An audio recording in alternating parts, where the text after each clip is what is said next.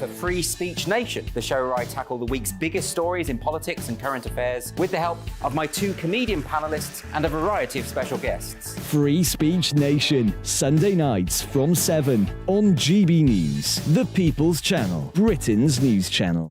I'm Michael Portillo. Join me on GB News on a Sunday morning for topical discussion, debate, arts and culture, and sometimes even ethical dilemmas. I don't always agree with you, Michael. Michael Portillo, Sundays on GB News, the People's Channel, Britain's news channel.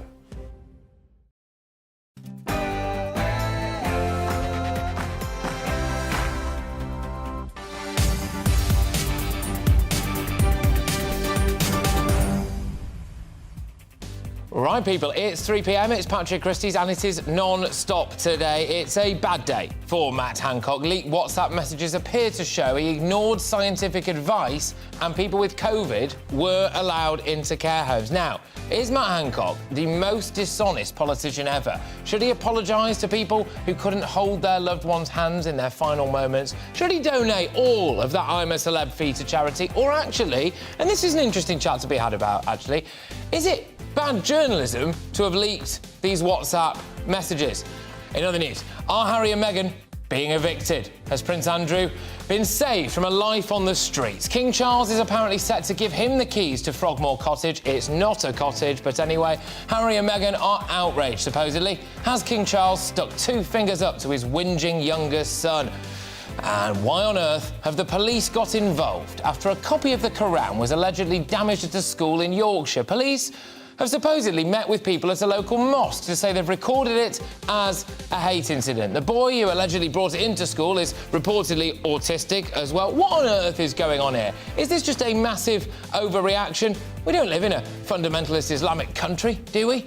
And should parents lose their benefits if their kids bunk off school? If kids skive school, is it down to bad, lazy parents, or should the kids themselves be blamed? All of that and much, much more. GB Views at gbnews.uk. A couple of ones for you today, ladies and gents, I think. Should Hancock apologise? And should parents lose benefits if their kids skip school? GB Views at gbnews.uk. But right now, here's your headlines with Ray Addison.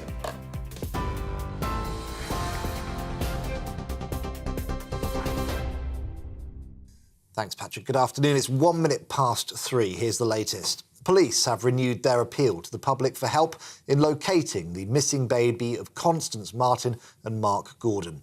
People are being asked to report any suspicious behaviour seen prior to the couple's arrest on Monday's night. Police have applied for a 36-hour extension to detain them and say they must consider the child has come to serious harm. The newborn's parents, who spent 53 days on the run, have been further arrested on suspicion of gross negligence manslaughter. Officers, sniffer dogs and drones are being used to search an area of 90 square miles around Brighton, Newhaven and the South Downs, with mountain rescue teams also involved. Rishi Sunak says we must wait for the results of an official inquiry before judging the government's handling of the COVID pandemic.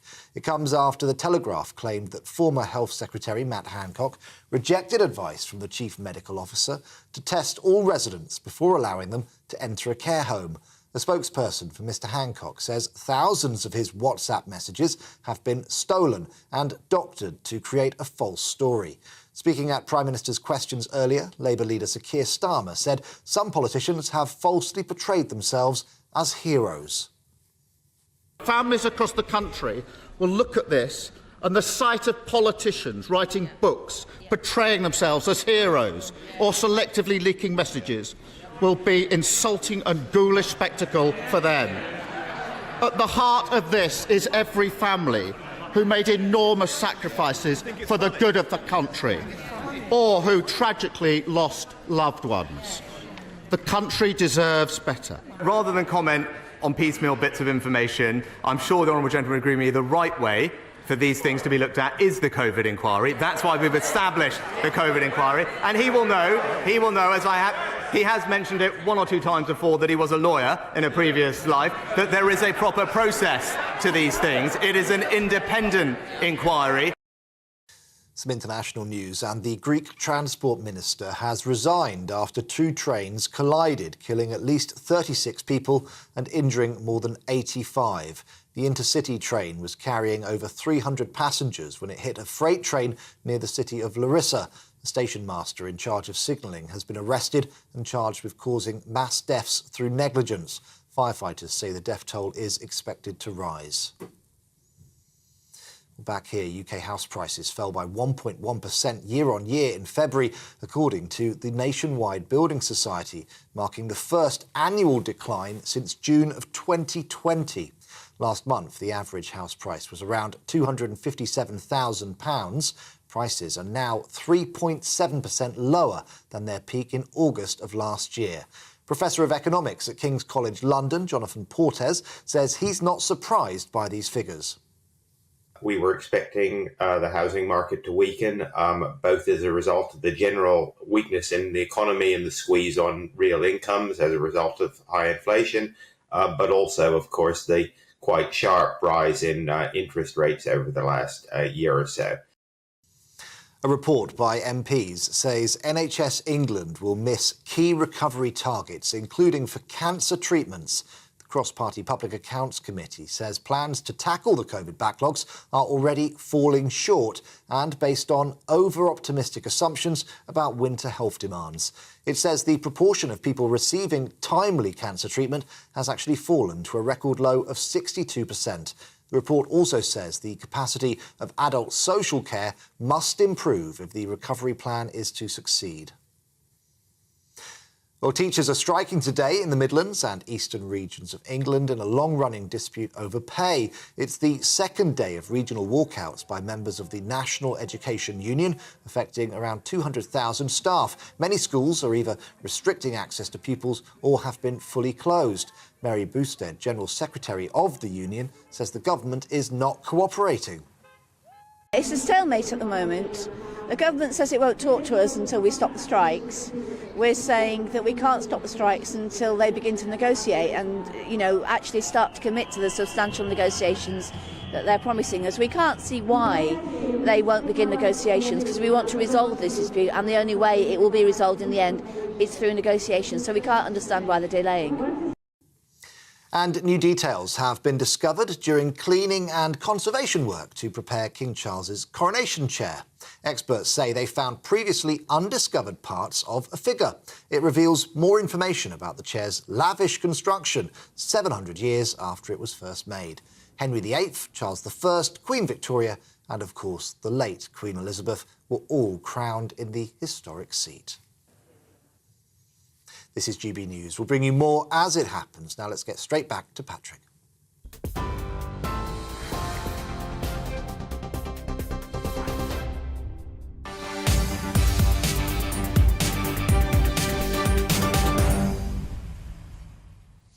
All right, so there's only really one place to start today, I think, isn't there? And that's the extraordinary release of WhatsApp messages sent by Matt Hancock during the COVID pandemic. Now, Hancock wrote the messages, which had been published by the Daily Telegraph when he was Health Secretary, and they suggest that he ignored advice on care home testing from Chief Medical Officer Chris Whitty. Now, Rishi Sunak has warned against using piecemeal bits of information to judge the government's handling of the pandemic, and the Prime Minister called on people to wait for the findings of the official COVID inquiry before jumping to conclusions. It's important to state this as well, which is that a spokesperson for Matt Hancock says the messages were doctored to create a false story that he rejected clinical advice on care home testing. Lots of different angles on this today, and we're going to try and hit them all throughout the course of this show.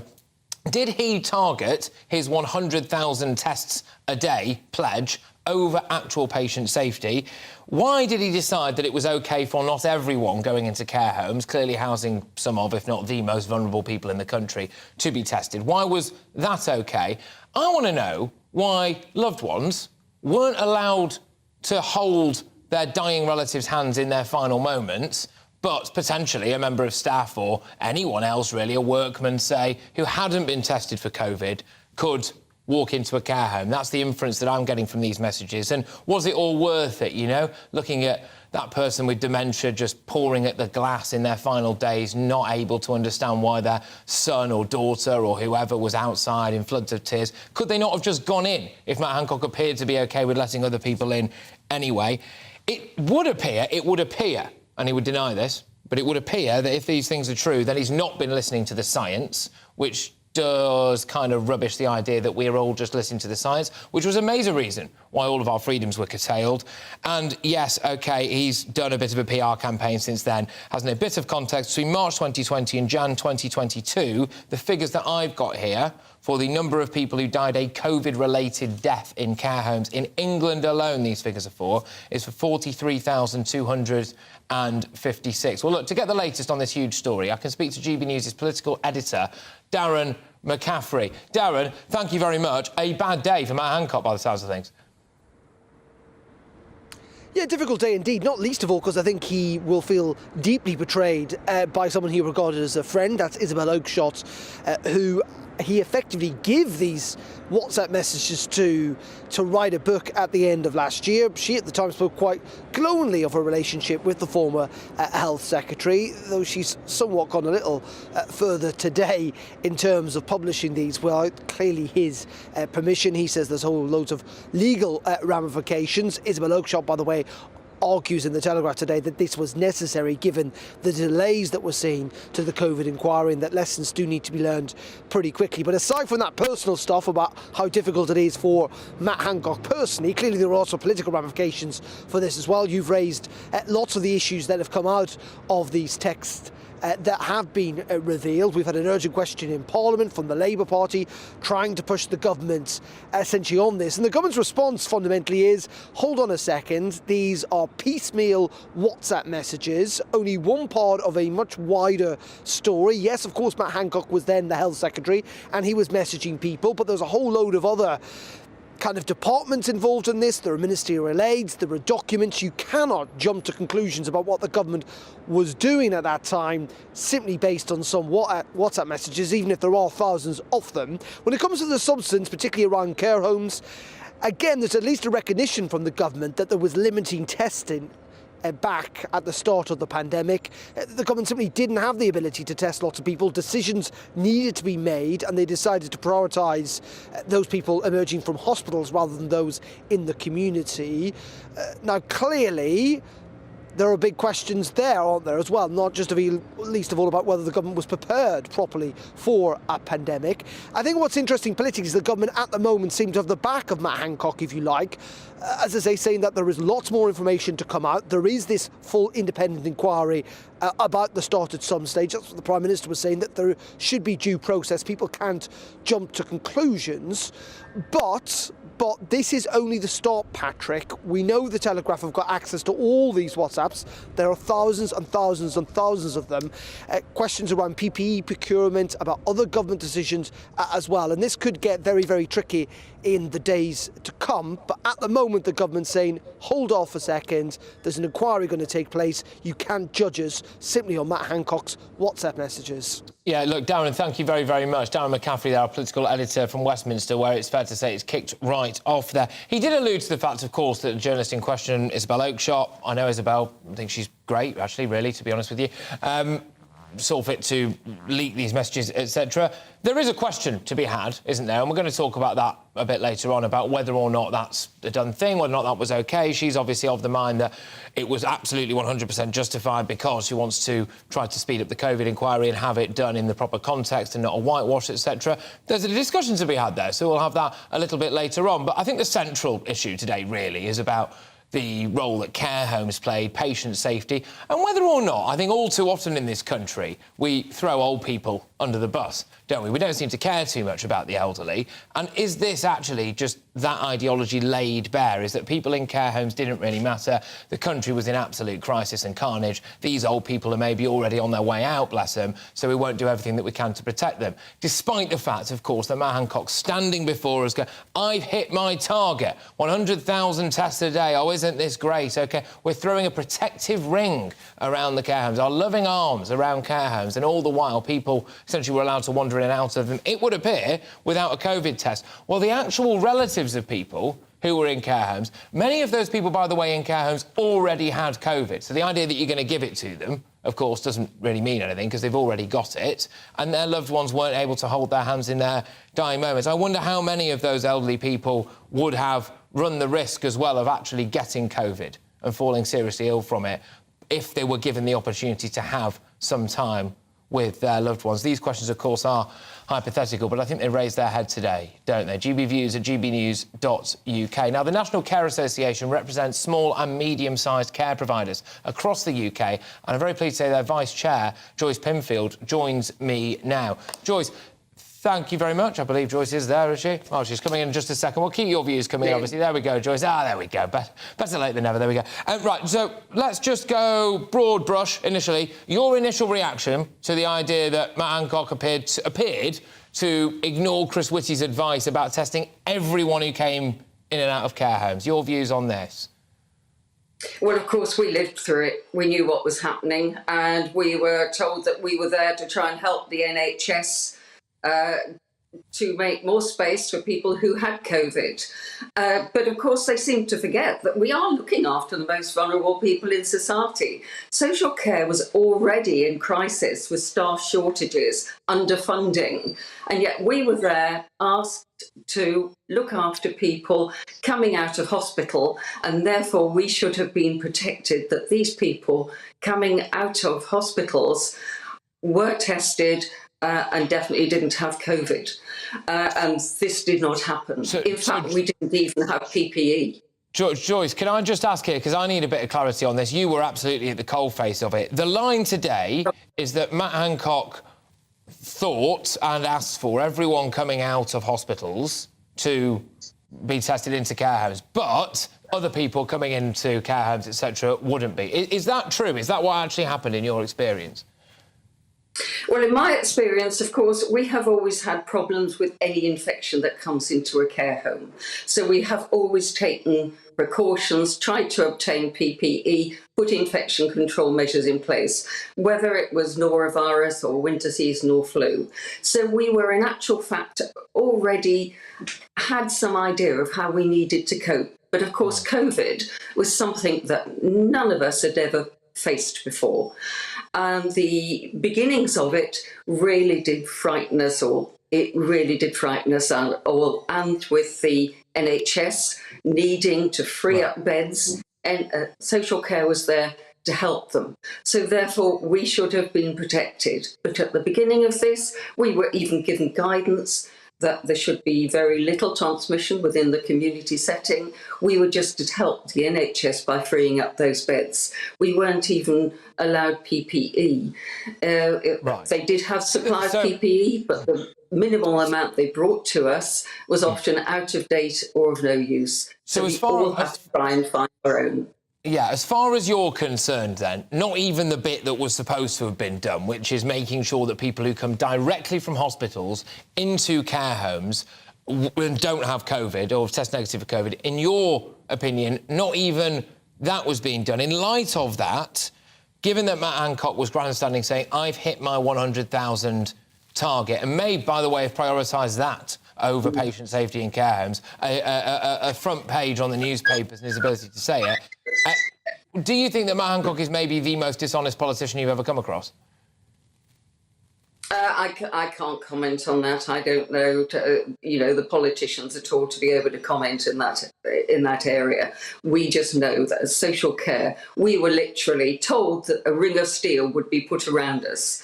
We are still looking for that ring of steel. We could not obtain PPE. I myself spent 2 days on a phone trying to obtain PPE, and then I was told, it will be 3 weeks coming from China. It was costing me £2.20 per mask, which was just horrendous. We were trying to put our infection control measures in place, and yet we were still being asked to take people from hospital untested. Now, of course, at the time, the testing programme was getting going, and PCR tests were even taking a week for the results to come through. So that was an added problem as well. So if anybody came into the care home, we were taking every precaution that we possibly could, but we wouldn't possibly know for a number of days whether that person had got COVID. Right. So it was remember, a flawed system. Our staff It was a flawed system. Were coming in, taking every precaution, and then going home to their families. So they were indeed frightened that they would be taking Yes. COVID back into their own families. And unfortunately probably did as well. But Joyce, thank you very much. Joyce Pinfield there, who is, of course, the Vice Chair there of the National Care Association, represents small and medium-sized care providers. It's in light of what's gone on today.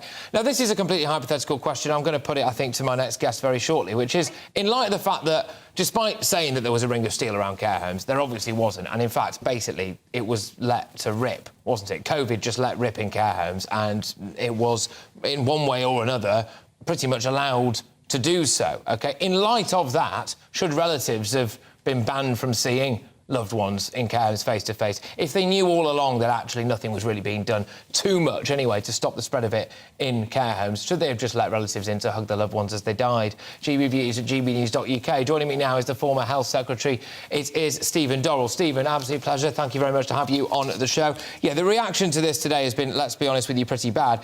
It would appear, on the face of it, Matt Hancock denies all of this, etc., that Matt Hancock potentially prioritised a front page on the Evening Standard to say he wants to hit his target over actually keeping vulnerable people safe and well. Your views? I'm not sure that I can establish that linkage. What I'd like to pick up is what Joyce reminded us of, that at the time we were being told by the government for several weeks from the beginning of March, when this all kicked off, long before the 100,000 target, which, as I remember, was by the end of April, long before that became salient, we were being told by the government there was a ring of steel around care homes. And it's blindingly obvious, not only that there wasn't, but there couldn't be, because there wasn't the testing capacity to allow the ring of steel to be created, even if there'd been the political will. I like the fact that you've raised that, because it indicates lies, doesn't it? And that is a very strong word, but in light of this evidence, one perhaps could be forgiven for accusing people of telling absolute whoppers. And then it factors in as well to some of the other things that we were told during the pandemic, and we were told that we were following the science. And the WhatsApp messages that come out today appear to indicate that Matt Hancock was not following the science. And do you think the public have a right to be outraged about this? What else were we lied to about? Well, I absolutely think that the public have a right to be outraged about the way in which policy was developed, in particular around care homes. It isn't that this has come as a surprise with 2020 hindsight. I was engaged in discussions from, and I emphasise this point, from the beginning of March, before the discharges from hospital, before the WhatsApp messages that have been published today, that focused on the fact that the most vulnerable people, the people who were a very substantial element of the risk around COVID at that time was blindingly, obviously, the care home population. And they were the people that didn't have the safeguards put in place as quickly as could have been done if there'd been the political priority attached to it.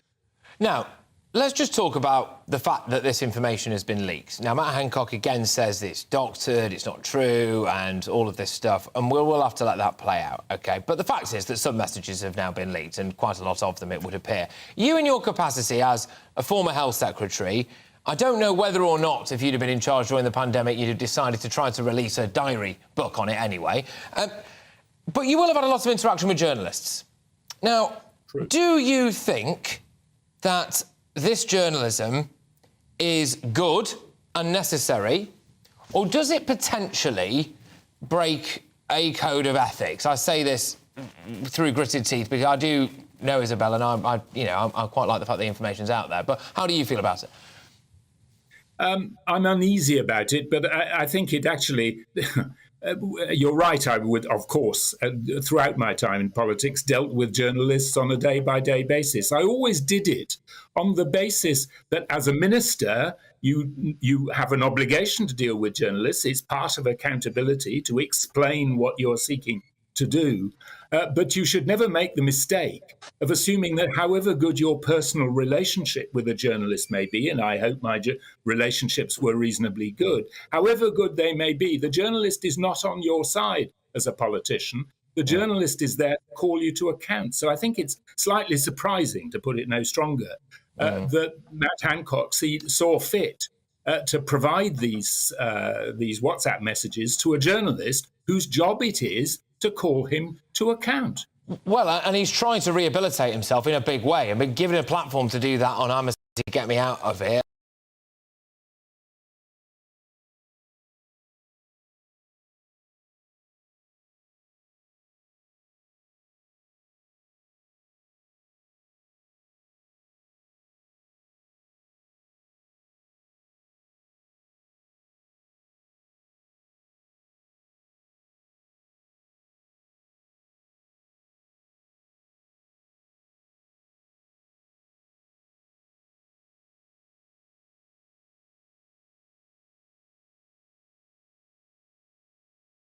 Testing. That is flat wrong.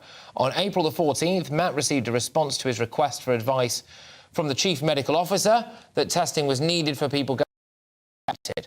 Later that day, he convened an operational meeting on delivering testing for care homes, where he was advised it was not currently possible to test everyone entering care homes, which he also accepted. Matt concluded that the testing of people leaving hospital for care homes should be prioritised because of their higher risks of transmission, as it wasn't possible to mandate everyone going into care homes got tested. That is the statement there from Matt Hancock's spokesperson, and it is, of course, important to say that, and there is an inquiry ongoing. I'm going to veer away from this. As you can imagine, we're going to be repeating this particular thing because there are so many angles to this. Do you feel cheated out of some final moments with your loved ones as a result of Matt Hancock's action? Do you feel thoroughly lied to from start to finish? And also, as well, do you think that Matt Hancock should apologise? Is it good or bad journalism? This stuff's out there. GBViews at gbnews.uk. Get on it. But we're moving away now from that because in the past hour, police have given an update on the search for Constance Martin and Mark Gordon's baby, saying that officers must consider that the baby has come to serious harm. The couple remain in custody on suspicion of gross negligence manslaughter after being held yesterday evening. They've been missing for almost 2 months. Let's go live now to Brighton and speak to GB News' Home and Security editor, Mark White. Mark, thank you very much. What's the latest, please? Well, Patrick, all very depressing, really. The latest update from the police, both from Sussex Police and the Metropolitan Police, who are leading this investigation. Absolutely no sign or trace of that missing infant, or indeed where the couple may have been staying in recent days, since, of course, they went missing on the 5th of January. We know that they were spotted in various locations in Liverpool, in Essex and East London, before going down to Newhaven in Sussex, but there was no sight of them until that 999 call to police on Monday night, as the couple were seen leaving a convenience store not far from here. They were arrested on Golf Drive, just behind me, just after 9:30 on Monday night. And ever since then, we've had this very intensive search operation that's underway, involving hundreds of police officers, supplemented today by those search and rescue teams from Kent, from London and other areas who've come down, the civilian volunteers who are expert in searching open land, who can help give their expertise and assistance to the police as they continue that operation. We heard a short time ago from Detective Superintendent Lewis Basford from the Metropolitan Police. This is what he said. I can confirm that Constance Martin and Mark Gordon remain in police custody here in Sussex. An application for the extension of their detention for a further 36 hours has been sought from Brighton Magistrates Court. The police searches of the baby continue, and we must consider that the baby has to come to serious harm. Detectives from the Met Specialist Crime Command are now leading inquiries to locate the baby because of the resources, technology and expertise available to them in this very complex investigation.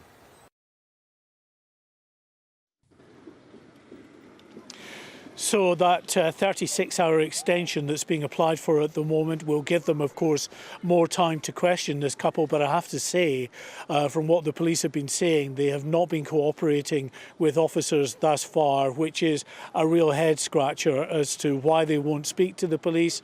And, of course, then where exactly is this child, and at what point, if this child clearly left their care at some point before they were arrested, but how far before they were arrested on that same day, days, even weeks before, we don't know. And that's the difficulty, Patrick, for the police as they go forward in this search. That's why there's such an enormous area, 90 square miles, that they're currently searching using helicopters and drones with thermal image cameras on them, using these sniffer dogs, and of course, as I say, the mountain rescue teams, as well as hundreds of police officers, to try to cover that land as best they can and try to find out where the couple were staying, in the hope that that might lead them to the baby, wherever that might be at this time. Yeah, look, Mark, thank you very much. Mark White there, our Home and Security Editor. We will bring you the very latest on this particular case as and when we get it throughout the course of this show. Right, we're moving away from that, and coming up, I've got more news of yet more bad news for Harry and Meghan. Have they been evicted, and has Prince Andrew been saved from a life on the streets? I'll tell you why very, very shortly. I'll see you in 2.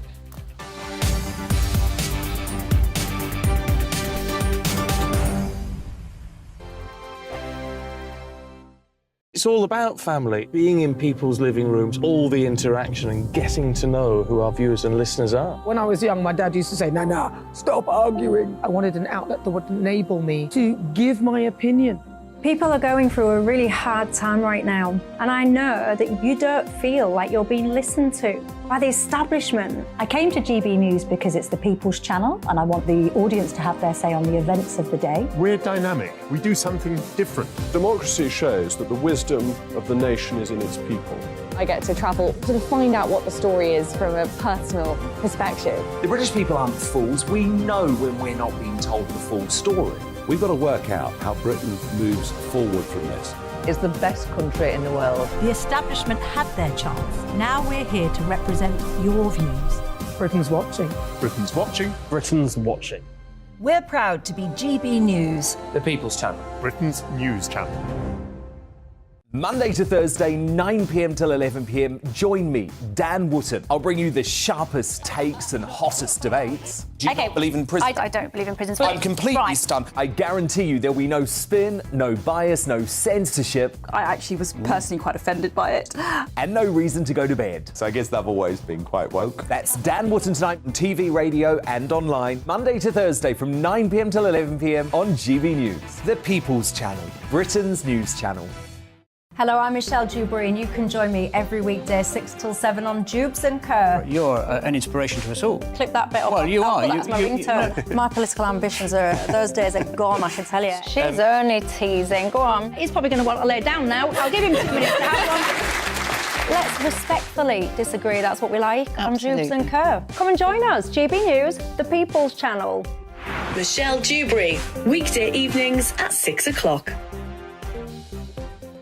I'm Simon Evans. Join me on GB News for Headliners at 11 p.m. What's the scoop? I'll be joined by 2 of the country's top comedians. That's right. As we take a look at tomorrow's newspapers tonight. We're going to get into trouble. If it's a big story, we'll be covering it. Spill some tea on him. There we go. But we'll also have some fun. I wouldn't stick up a bank. My father didn't love me. So anyway. Headliners every night from 11 on GB News, the People's Channel, Britain's news channel. We are GB News, the People's Channel. And right across the United Kingdom. You can find us on Sky Channel 512. Virgin Media Channel 604. Freesat Channel 216. Freeview Channel 236. And YouView Channel 236. You can also take us with you on DAB Plus Radio. With the GB News app and at the website gbnews.uk. We're absolutely everywhere. Come join us on GB News, the People's Channel, Britain's news channel.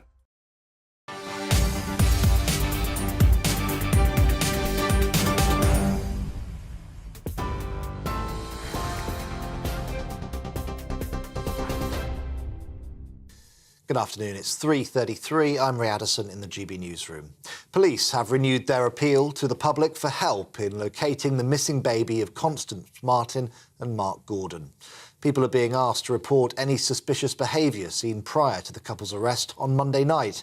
Police have applied for a 36-hour extension to detain them and say they must consider the child has come to serious harm. The The newborn's parents, who spent 53 days on the run, have been further arrested on suspicion of gross negligence manslaughter. Well, the parents of a morbidly obese 16-year-old girl have been jailed for gross negligence manslaughter in the first televised court hearing in Wales. Kaylee Titford was found dead at her home in Newton in 2020 after suffering from an infection caused by extreme obesity. At the time of her death, she weighed nearly 23 stone and had a BMI of 70. Her mother admitted the charge and was jailed for 6 years. Her father, who pled not guilty, was sentenced to 7 years and 6 months. Rishi Sunak says we must wait for the results of an official inquiry before judging the government's handling of the COVID pandemic. Comes after the Telegraph claimed that former Health Secretary Matt Hancock rejected advice from the Chief Medical Officer to test all residents before allowing them to enter a care home. A spokesperson for Mr Hancock says thousands of his WhatsApp messages have been stolen and doctored to create a false story. And the Greek Transport Minister has resigned after 2 trains collided, killing at least 36 people and injuring more than 85. The intercity train was carrying over 300 passengers when it hit a freight train near the city of Larissa. A station master in charge of signalling has been arrested and charged with causing mass deaths through negligence. Firefighters say the death toll is expected to rise. On TV, online and on DAB+ radio, this is GB News. Back now to Patrick.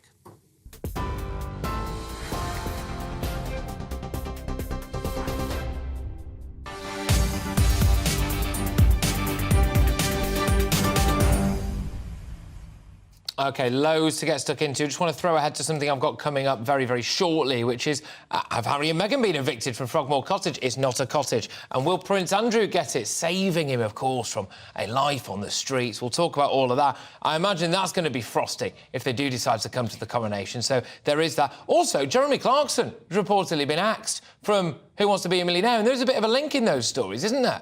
Because actually Jeremy got into hot water, to say the least, about his comments about Meghan Markle in one of his opinion columns, didn't he? So as Meghan Markle claimed another scalp, ITV, I suppose, set their stall out, didn't they, when it came to where they stand on people being rather...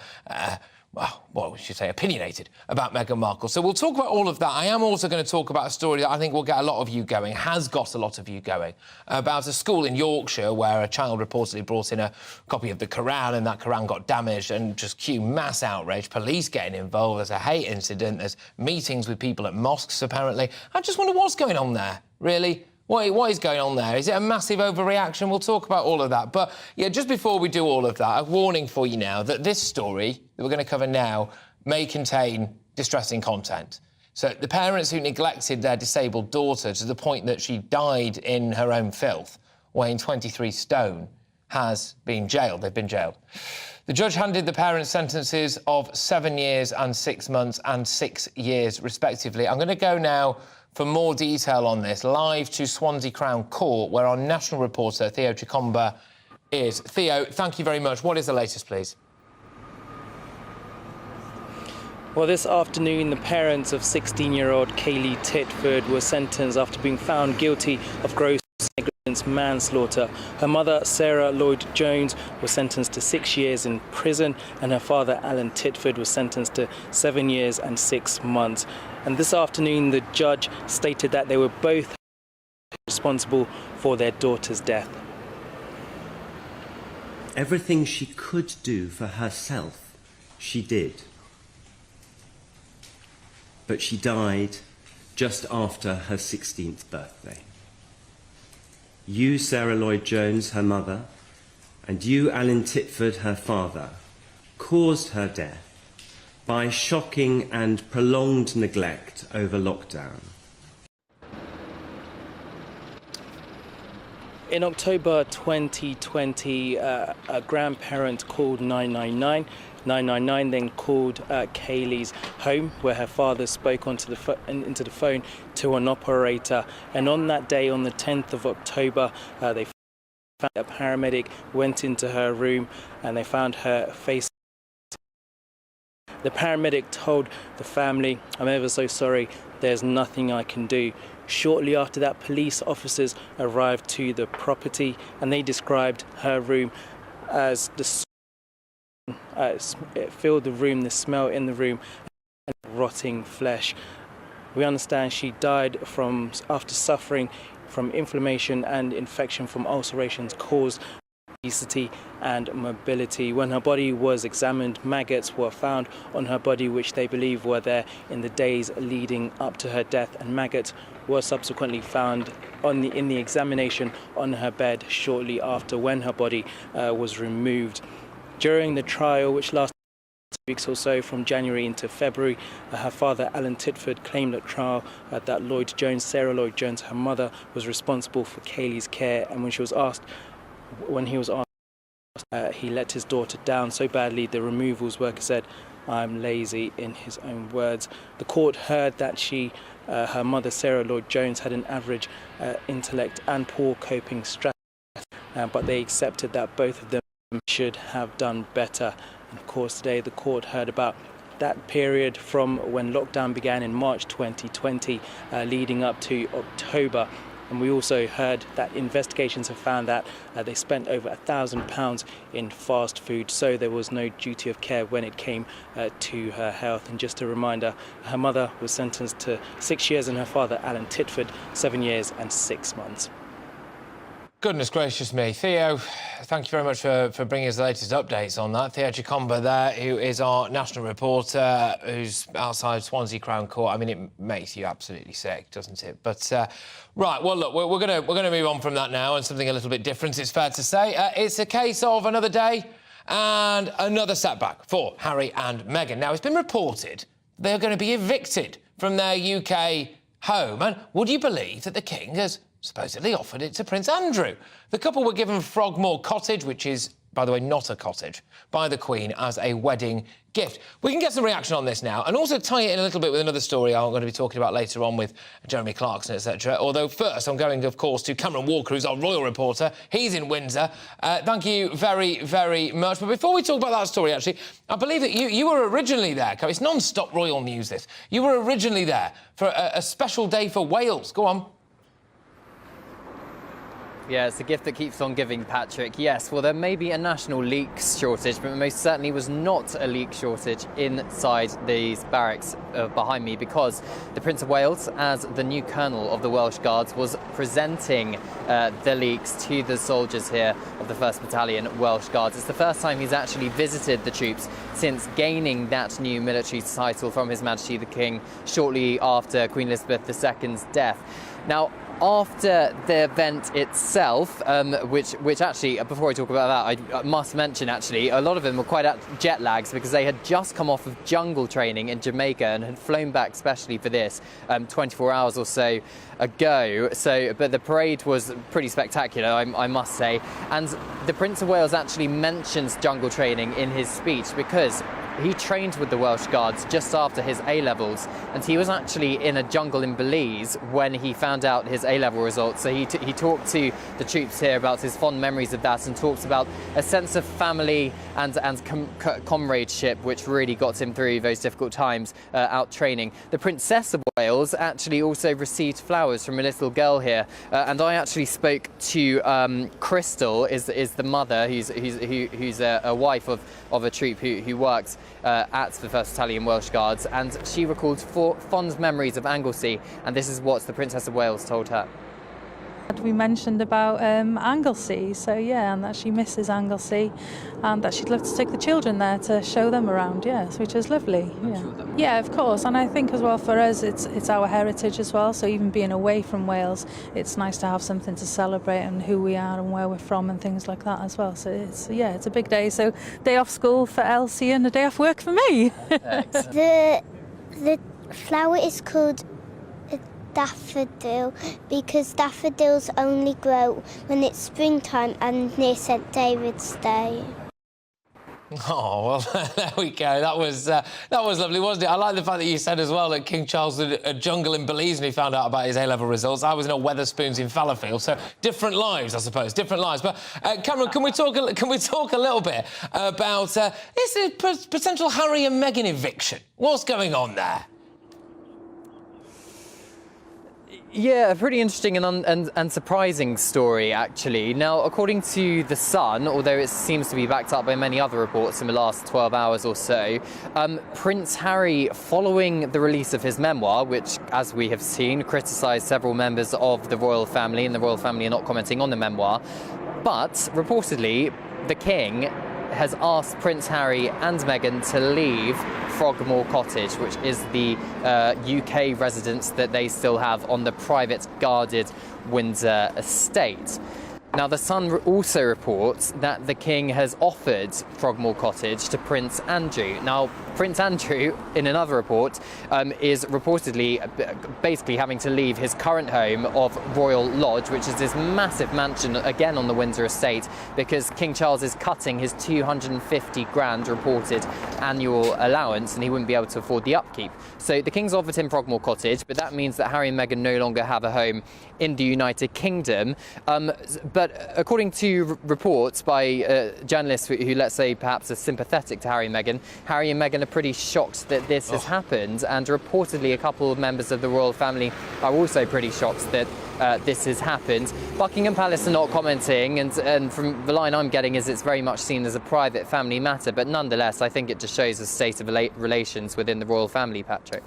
Yeah, Cameron, thank you very, very much. Cameron Walker there, our royal reporter, who's just been bringing you bang up to date with a couple of things there that Royals been getting on with. Yes, it's St David's Day and they mark that, but also as well, of course, the reported eviction of Harry and Meghan. Cameron, thank you. Right, I mean, it is fascinating stuff, isn't it? The idea that Harry and Meghan are shocked at this. I mean, it's a little bit like wandering into a barber shop, sitting there for weeks on end and then eventually being shocked when you get a haircut, isn't it? How do they expect King Charles and the British public to react? They were gifted a UK base, they were renovating it, weren't they? How much did all of that cost? And then they go and throw the royal family under the bus, they disappear off to Montecito, they do the Netflix documentary, don't have to go on about it, I was in it anyway.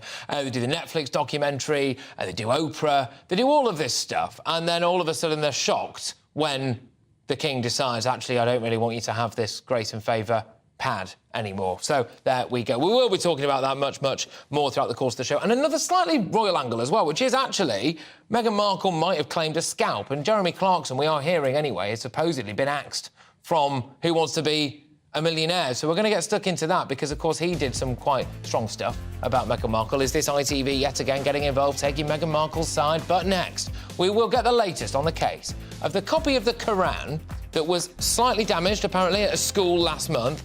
4 pupils were suspended, and now it's been recorded as a hate incident. Supposedly, the police have met people at a local mosque as well. What is going on? It's a religious book in a school. I'm sorry, I just don't understand this. Is it just a massive overreaction? And if so, why? I'll see you in 2.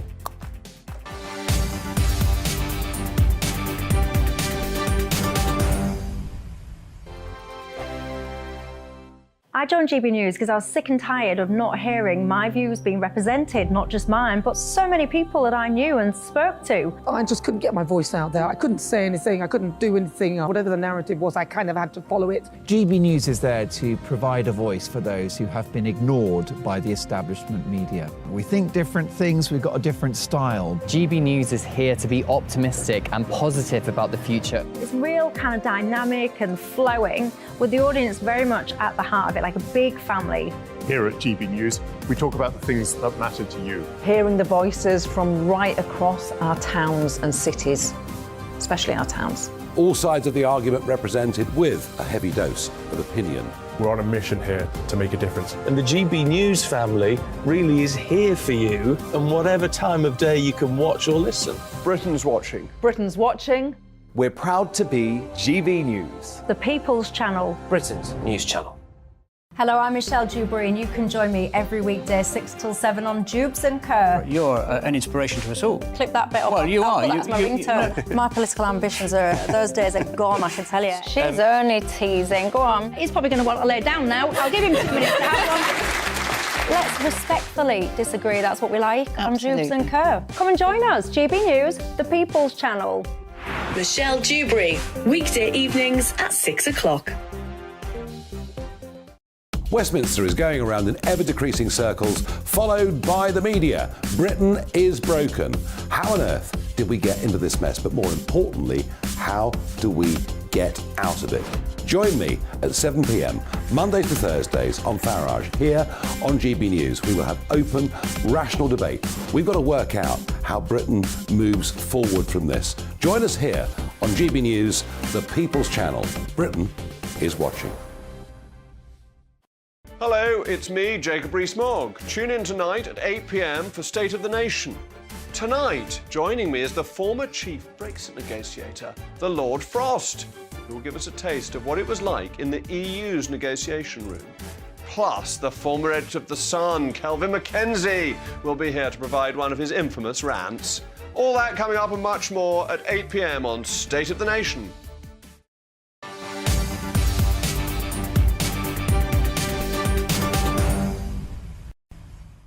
Yes, I've got a feeling it might be a rather interesting evening on Jacob Rees-Mogg's show tonight, actually, but there we go. Anyway, right, it's been reported that ITV has dropped Jeremy Clarkson as the host of Who Wants to Be a Millionaire. The former Top Gear presenter's next series, fronting the show, is going to be his last. So Variety magazine says it was told by ITV boss Carol McCall that the broadcaster had no future commitments to renew Clarkson's contract, easy for me to say. It also follows him publishing a controversial article outlining his disdain for Meghan Markle. And in the piece, he said the Duchess of Sussex should be forced to parade the streets naked with lumps of excrement thrown at her. So he didn't exactly sit on the fence there. Joining me now is Paul Dudridge, host of the Politics People podcast. Paul, thank you very much. Right, so Jeremy Clarkson, is he fallen victim to the Meghan Markle brigade here? What's going on? In short, yes. But also, you have to see Who Wants to Be a Millionaire, people kind of trumpeting that he's been dropped from Who Wants to Be a Millionaire. They're still doing one more series. This was a reboot of the show. I mean, it was what's the word? It was off for 4 years. So he's only been back since 2018. I think that Tarrant was there till 2014. So I think in the great landscape of Clarkson's career, I don't think this is going to cause him too much pain. It really was a little sort of sidebar hobby for him. Well, it's not a bad hobby to have, I would imagine. The money he was on, it's not a bad hobby to have. But, Paul, is this symptomatic of something a little bit wider, potentially, in the media? If you are an outspoken, he won't thank me for this, but slightly elderly individual who's, you know, pretty go-getting and maybe a bit controversial, you, unfortunately, don't have much of a place in mainstream media, I suppose. Why are you pointing at me? Yeah, no, it's absolutely true. No, there is a male pale stale thing that goes on that underpins this whole thing. However, when you say the money thing, it's like it's good money. He got 250 million for Amazon with the Grand Tour. Clarkson's Farm is the biggest original show that they just announced last week. The previous announcement 6 days ago was he's the biggest show on Prime. Yeah, and so these things, normal terrestrial TV. Throwing its weight around with frankly a global streaming talent like Clarkson is, I think, the real story. It's just like it's not worth the ache for somebody like Clarkson to fight his corner. It used to be that you needed terrestrial television to underpin your career. Now you don't. His shows are watched in Kuala Lumpur. You know, I mean, it really doesn't matter, and it's not worth the hassle. Look, I think, though, as you've rightly identified there, he is a commercial behemoth of an individual, OK? And he is a success. Top Gear has been woeful without him. In fact, it's almost unwatchable, actually, without Jeremy Clarkson, in my view. Absolutely shocking. OK, so they've lost out there big time. They've lost out big time on that. You wonder whether or not Who Wants to Be a Millionaire is going to go the same way as well. Look, Paul, thank you very much for coming in on short notice. I'm sorry it's short and sweet, but we do also have something as well very important to talk about. So Paul Dudridge there, the host of the Politics People podcast, reacting to that news that Jeremy Clarkson has apparently been axed from Who Wants to Be a Millionaire. Is it because of a more wider picture here of people like Jeremy Clarkson not having a place in this modern woke world? But something more controversial now, arguably. The latest developments surrounding the copy of the Quran that was damaged at a school last month. Well, West Yorkshire Police have confirmed to GB News that it has been recorded as a hate incident. But get a load of the detail on this, because 4 boys were suspended after a copy of the book suffered slight damage. Home Secretary Suella Braverman is said to be concerned that it's been recorded as a hate incident.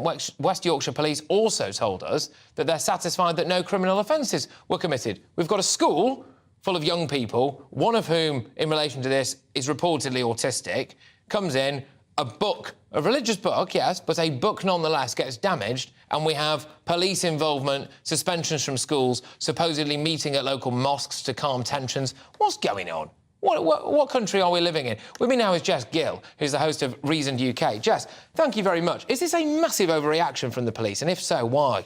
Yes, absolutely. It's none of their business. Do we have blasphemy laws in the UK? At the end of the day, an autistic kid bringing a book in school, damaging it, isn't an issue for the police to deal with. At the same time, we have girls who are being groomed around the country, completely being ignored. It's absolutely ridiculous what's going on. And the idea that the police, reportedly anyway, felt the need to calm tensions by going and explaining to people at a mosque that they were taking this very seriously. I mean, do you reckon there'd have been anything like the same police focus if a copy of the Bible had been damaged at a school in Yorkshire? Absolutely not. I mean, I went to a Christian school and Bibles were being thrown all around and the teachers didn't seem to care. But when it comes to Islam, it's a completely different story. Did you see the video of the mum who was wearing a head covering, having to plead with the council or whoever it was to make sure her son isn't hurt? The councillor, the independent councillor who put through this meeting, said passions flared when it came to this autistic child receiving death threats. But, you know, apparently that's not an issue. That's not what the police should deal with.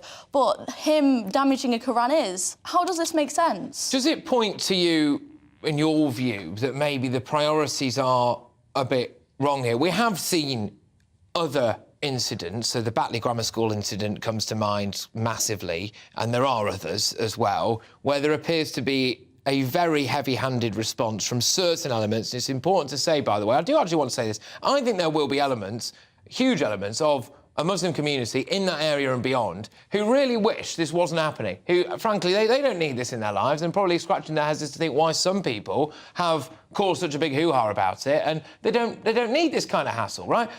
But why are there so many sections, I think, of the police force especially, who are keen to quell racial tensions, as opposed to maybe going and meeting community leaders and saying, look, we do live in a, quotes-unquote, Christian country. It's a secular country, but yes, a Christian country. And if a copy of a religious text is damaged by an autistic child in a school, it's not really a police matter. Do you think they should say that to them? Absolutely. I mean, time and time again, we see children being sacrificed at the expense of political correctness, with the grooming gangs, with the Tavistock Clinic, with Drag Queen Story Hour. And I'm not saying it's all trans people, I'm not saying it's all Muslims, of course not. But because the political class isn't willing to have these tough conversations, children are being sacrificed for the sake of this. It's completely wrong. And what should the school have done, do you think? Do you think that they should have basically said, look, we've taken action, I mean, they can't really not cooperate with the police. I mean, how do we actually stop all this stuff happening in the future? Because I think people are quite rightly annoyed that so much focus and attention has been put on the fact that this is just I would say it's just a minor incident at school. I mean, why are the police attacking this child instead of protecting him, this child who's receiving death threats? It's completely wrong. OK, all right, look, thank you very much. Cheers for coming into the studio. Jess Gill there, who's the host of Reasoned UK. We're going to be talking about that again a little bit later on in the show. I'm concerned, I think a lot of people are concerned as to exactly why this has been escalated to the point that it is, and the need to go and meet community leaders and people in the community to explain that they're taking strong action after supposedly a book was dropped in a school. I find it bizarre. I find it really bizarre. You're with me, Patrick Christys, on GB News. Next, we'll get the latest on the fallout from the leaked WhatsApp messages sent by Matt Hancock during the COVID pandemic. And I will ask, should King Charles kick Harry and Meghan out of their UK home? Reports are that they might be evicted. And who's going to be wheeled in? Well, of course, it's only Air Miles Andy, isn't it? I'll be back in 2 minutes. Don't go anywhere, people. GBViews at gbnews.uk.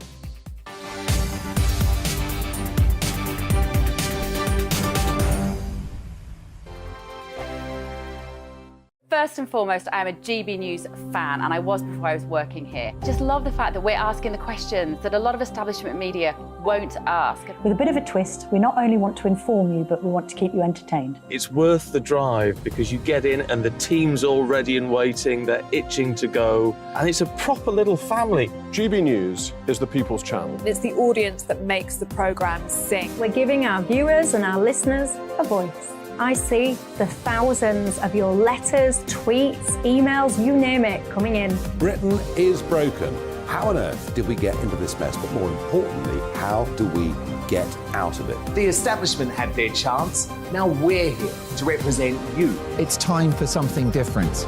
It's time for GB News. I'm very patriotic. I believe in Britain. Our best days lie ahead. Britain's watching. Britain's watching. Join us here on GB News. The People's Channel. Britain's news channel. Monday to Thursday, 9 p.m. till 11 p.m. Join me, Dan Wootton. I'll bring you the sharpest takes and hottest debates. Do you not believe in prison? I don't believe in prisons. I'm completely stunned. I guarantee you there'll be no spin, no bias, no censorship. I actually was personally quite offended by it.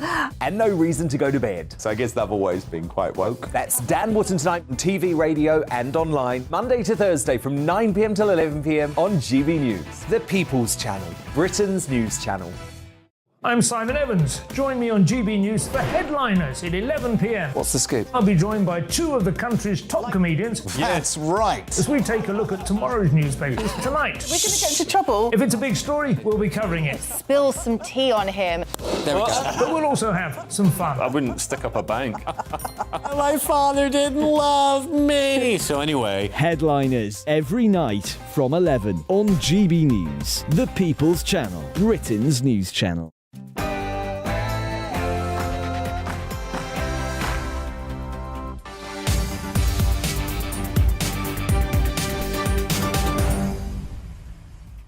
Right, people, it's 4 p.m, it's Patrick Christys, it is non-stop today, and it is a bad day for Matt Hancock because leaked WhatsApp messages appear to show he ignored scientific advice and people with COVID were allowed into care homes. Is Matt Hancock the most dishonest politician ever? Should he apologise to people who couldn't hold their loved ones' hands in their final moments? Should he donate all of his I'm a Celeb fee to charity now or disappear from public life entirely? Or actually, and there is this discussion to be had, is it bad journalism to have leaked these WhatsApp messages, or very good journalism? We'll have that chat. Are Harry and Meghan being evicted? Has Prince Andrew been saved from a life on the streets? King Charles is apparently set to give him the keys to Frogmore Cottage, and Harry and Meghan, well, they're outraged, of course, but it doesn't take much, does it? Has King Charles stuck two fingers up to his whinging younger son? Why on earth have the police got involved after a copy of the Koran was allegedly damaged in a school in Yorkshire? Police have met with people at a local mosque as well to say that they've recorded it as a hate incident. What on earth is going on? The boy who allegedly brought it into school is reportedly autistic. Well, why is this happening? Seriously, what kind of country are we living in here? And should parents lose their benefits if their kids bunk off school? If kids skive school, is it down to bad, lazy parents, or should the kids themselves be to blame? There might be other mitigating factors as well. All of that coming your way, much, much more. GBviews at gbnews.uk. Should Hancock apologise?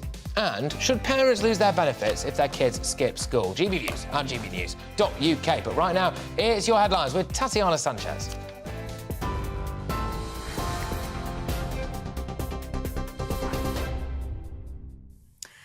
Patrick, thank you. Good afternoon. This is the latest from the GB Newsroom. Police have renewed their appeal to the public for help in locating the missing baby of Constance Martin and Mark Gordon. People are being asked to report any suspicious behaviour seen prior to the couple's arrest on Monday night. Police have applied for a 36-hour extension to detain them and say they must consider the child has come to serious harm.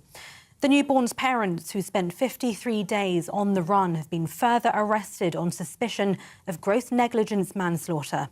Officers, sniffer dogs and drones are being used to search an area of 90 square miles around Brighton, New Haven and the South Downs. The parents of a morbidly obese 16-year-old girl have been jailed for gross negligence manslaughter in the first televised court hearing in Wales. Kayla Titford was found dead at her home in Newton in 2020 after suffering from an infection caused by extreme obesity. At the time of her death, she was weighed nearly 23 stone and she had a BMI of 70. Her mother admitted the charge and was jailed for 6 years. Her father, who pleaded not guilty, was sentenced to 7 years and 6 months. The Prime Minister, Rishi Sunak, says we must wait for the results of the official inquiry before judging the government's handling of the COVID pandemic. It comes after The Telegraph claimed former Health Secretary Matt Hancock rejected advice from the Chief Medical Officer to test all residents before allowing them to enter a care home. A spokesperson for Mr Hancock says thousands of his WhatsApp messages have been stolen and doctored to create a false story. Speaking at PMQs, Labour's leader Sir Keir Starmer said some politicians have falsely portrayed themselves as heroes. Families across the country will look at this, and the sight of politicians writing books, portraying themselves as heroes or selectively leaking messages will be insulting and ghoulish spectacle for them. At the heart of this is every family who made enormous sacrifices for the good of the country, or who tragically lost loved ones.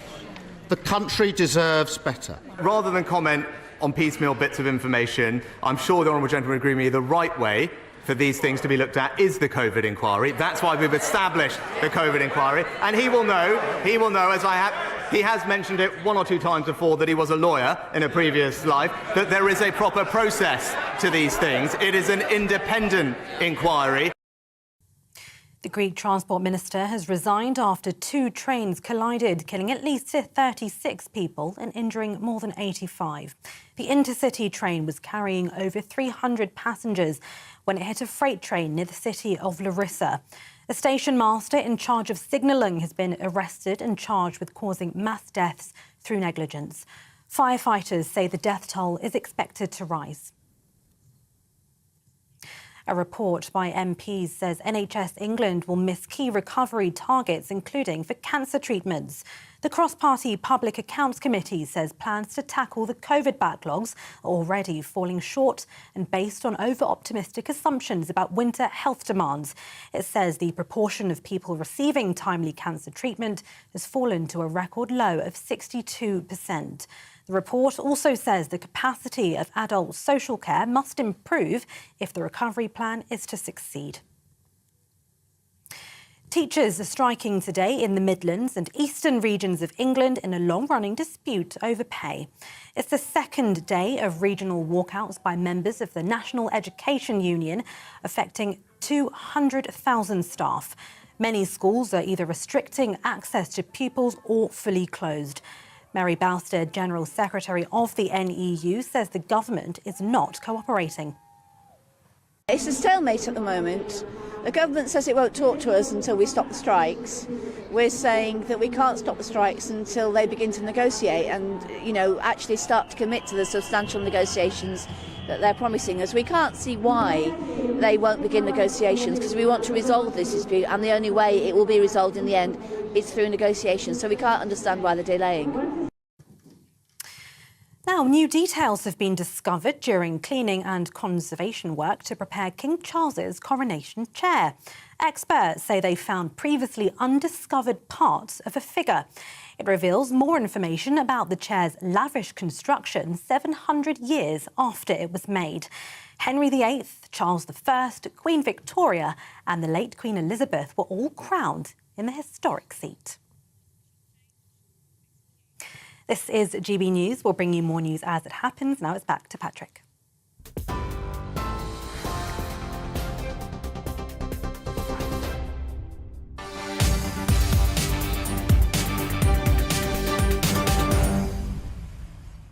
Hey, welcome back. OK, so let's kick off this hour by talking about the extraordinary release of those WhatsApp messages sent by Matt Hancock during the COVID pandemic.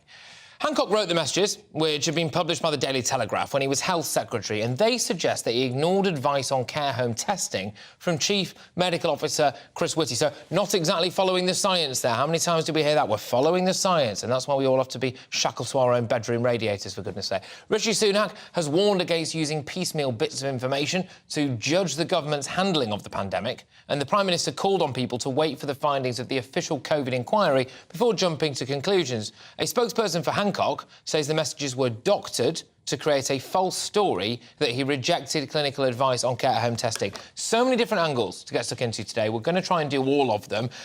No to testing everyone who went into care homes. Why is that? Were old people essentially left to die? Should actually just ordinary members of people's families be allowed into care homes, have been allowed into care homes, to hold their hands in their final days? If we knew that other people were walking in and out there having not been tested, and especially considering that the vast majority of people in care homes, unfortunately, already had COVID at this particular moment in time. He wasn't listening to the science, it would appear, as I've already said. How does that make you feel? Frankly, as well, is he the most dishonest politician you've ever seen? A ring of steel around care homes. I'm going to have a chat a little bit later on as well about the ethics of releasing these WhatsApp messages. And there's been a fantastic email in, quickly, before I go to Darren on this, from Mick, who said, in answer to the question I was asking, which is this good journalism that it's come out? Is it maybe a bit squiffy in terms of, did Hancock trust Isabel Oakeshott, the lady in question, good journalist, of course, to not release them? In answer to my question, he's basically summarised it as basically, should Matt Hancock apologise and burn, or is the Telegraph's expose pure opportunism, trial by media, self-promotion? He thinks it's more trial by media. There are very much two sides to that, but get your views coming in. On the latest on this absolutely huge story, I can speak to GB News' political editor, Darren McCaffrey. Darren, thank you so much. I mean, Matt Hancock stands accused of various different things, probably most importantly, lying about throwing a ring of steel around care homes.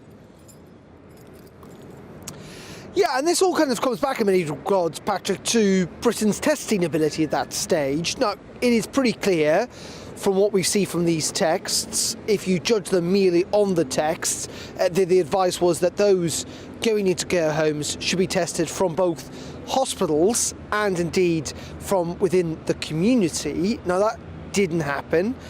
I think to a large degree, the government's kind of defence on this is that it couldn't happen either, because Britain simply at that stage did not have the testing capacity to do it on such a scale.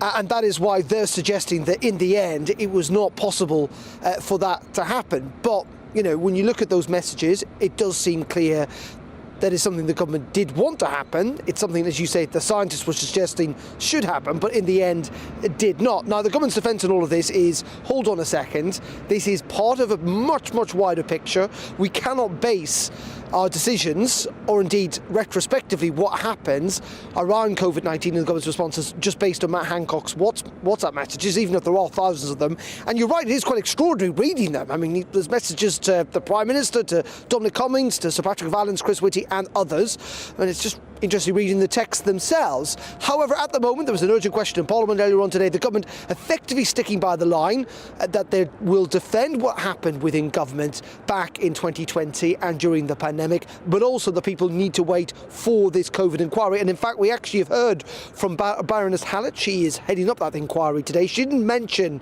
Matt Hancock or Isabel Oakeshott by name, but she did say that the inquiry team were working flat out. I know no other inquiry of its kind in the world, one in public with statutory powers to obtain evidence, with core participants playing important roles and extraordinary broad terms of reference. And on this idea being put forward by Isabel Oakeshott, the reason that she's breached Matt Hancock's trust in getting these WhatsApp messages into the public domain, he give them to her privately to kind of ghostwrite a book. Baroness Hallett says, I wish to emphasise there will be no whitewash. But this is an inquiry that's also going to go on for a hell of a long time. We're not expecting any answers from it soon. And just to leave you with this, Patrick, this is only the start. It's going to be a bit like, we think, the MP's expenses scandal, in the sense that the Telegraph are going to release more and more of these text messages day after day. And I think maybe it could get even trickier for the government, particularly when we look at those PPE contracts that were handed out at the start, with allegations, of course, of VIP lanes, and the companies were given contracts when, frankly, they hadn't got the ability to deliver on them. Well, absolutely. I mean, this is absolutely massive and it's going to rumble on, and other people are going to be dragged into this in a big way. Darren, thank you very much. Darren McCaffrey there, our political editor outside Westminster, where it's kicked right off earlier today, given the fact that there have been these leaked WhatsApp messages, something like 100,000 of them, actually, of Matt Hancock to a variety of different people during the COVID pandemic. Now, let's not get ahead of ourselves. What we appear to know so far, Matt Hancock saying this is it's denied, it's doctored messages, etc.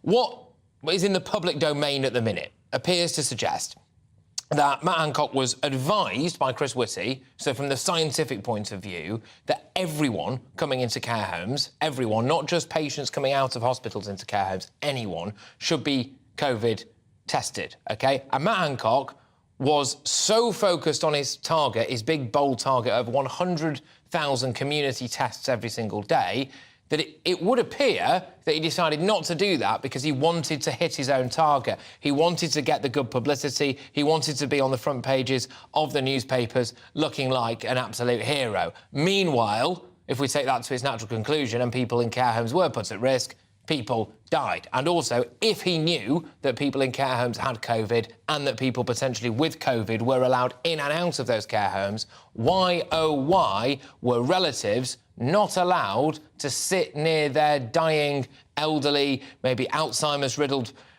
loved ones in their final moments? I mean, it is pretty catastrophic. Philip Blonde joins me now, former advisor to David Cameron. With respect, Philip, that would have been news and a half if it had been David Cameron who just popped up on my screen, but you are more than good enough. So, look, what do you make of all of this? Do you think that Matt Hancock is in massive hot water here now? People are saying that, well, frankly, if the government and him have been lying about all of this, were we lied to all along? Your views?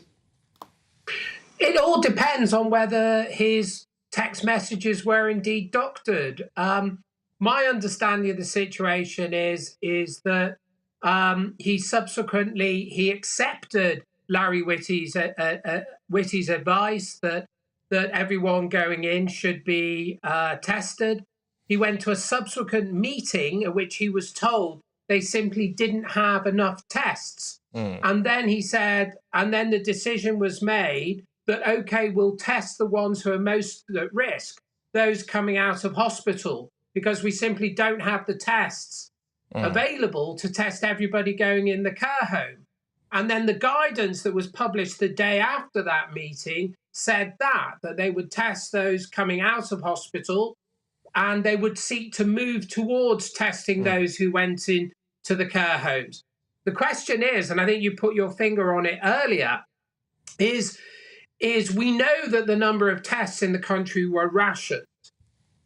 For who, what was the decision made in favour of what group that portion of tests would go towards? Was it indeed, as you suggested, to hit an arbitrary target, or was it actually for another emergency group of workers, such as doctors? So we don't actually know the facts. We don't know if it was genuinely a situation where we only had 100,000 tests, and if we tested everybody going into a care home, we couldn't, for example, test doctors in hospitals. We don't know that. If it turns out that it was that we restricted the tests for a non-emergency target, yes, he's in trouble. If it turns out that Hancock's version is accurate, then no, he's not. No, he's not. But what it does also identify is lies, OK? Because, OK, if what he's saying, and he's trying to say that he was following the science, what we see so far, just taking these messages at face value, and we will have to see them borne out in the full likeness of the day and all of this stuff, but just so what we see so far, it does look like he wasn't particularly following the science. And so when they were implementing absolutely every single rule and restriction that was really, yes, OK, it was saving lives in some part, it was ruining lives in other parts as well. You have to question whether or not they were being entirely truthful about that. But also this ring of steel nonsense around care homes. I mean, that was a lie, wasn't it? And realistically, is his credibility even more shot than it was? Yeah, I think that's correct. I think your analysis there is right. It can't be a ring of steel if we only test people coming out of hospital, but we let everyone else come in untested. And then your other point about not letting relatives in, if we're letting other people come in untested, why not let relatives in? I think they're very good questions. But on the key point that you're looking for, which is, did he ignore scientific advice? I don't think it's clear that we can say he did. From his account, he said he took the scientific advice and said everybody must get tested. At a subsequent meeting, he was told by civil servants, we don't have the tests to do that. So they decided to test the highest risk group. Now, that is a legitimate response. So, and we just don't know the facts of the matter as it currently stands. Yeah, no, we don't actually, and I just do actually want to clear something I said earlier on, genuinely, which is I should have said, it could appear as though potentially he wasn't telling the truth, as opposed to it being as definite as I potentially presented it as that. So apologies about that. That's only fair, isn't it? Of course. But in terms of your role as a former advisor to David Cameron, would you have ever advised David Cameron to have given unfettered access to WhatsApps to any journalist ever? I think that's incredibly risky. I mean, I imagine Matt Hancock can feel that his loyalty has been really abused. I imagine Isabel Oakeshott will argue it's in the public interest. And in my experience, if journalists argue it's in the public interest, that's something the public would support. And so I think if the text messages have been doctored and a crucial line has been taken out to incriminate Hancock, I think that reflects very badly on the source and very badly on the Telegraph. That would be fraudulent in my view, in attempting to depict what's going on, to essentially paint Hancock in the worst light. That's wrong. That contravenes every journalistic ethic. But again, I say we don't know. No, there are a lot of unknowns in this. Very much strong opinions on both sides of it, aren't there? And look, Philip, we do appreciate your time, as ever. Thank you very, very much. Philip Blonde, there, is a former advisor to David Cameron. We're reacting to the latest news that's come out, of course, bombshell news, really. I mean, it was absolutely massive, this, of leaked WhatsApp messages, which Matt Hancock says, of course, doctored, etc., that have come out, which appear to show that he maybe was not listening to the science, and that potentially, anyway, the inference from what we are aware of is that he prioritised getting the number of tests done as opposed to actually protecting everybody in care homes. And how do people feel about that? You know, you weren't allowed to go and see your loved ones, potentially you weren't allowed to hold a loved one's hands. And I think we all signed up for that, if it did affect you. We all signed up for that, as heartbreaking as that was, on the grounds that, well, we had to protect the people in those care homes. But if it emerges now that people coming out of hospitals, that was a pretty ropey testing system, and so that didn't really stop the spread of COVID. People in the care homes already had COVID. People were coming in and out without being tested. How do you feel if you were maybe cheated out of some final moments with your loved one? But a spokesperson for Matt Hancock says, in part,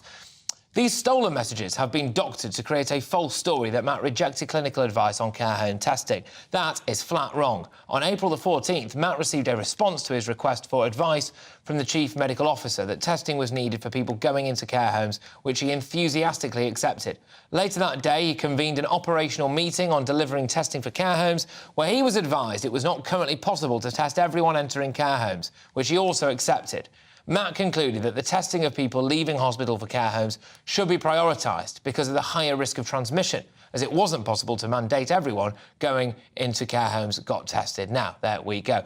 We're moving away from the Matt Hancock story, albeit for just a short period of time, so we'll be recovering all of that later on. GBViews at gbnews.uk. But now on to the latest on the search for Constance Martin and Mark Gordon's baby. This is a case, again, that's gripped the nation, and the police gave an update just over an hour ago, and they said that officers must consider that the baby has sadly come to serious harm. The couple remain in custody on suspicion of gross negligence manslaughter after being held on Monday evening.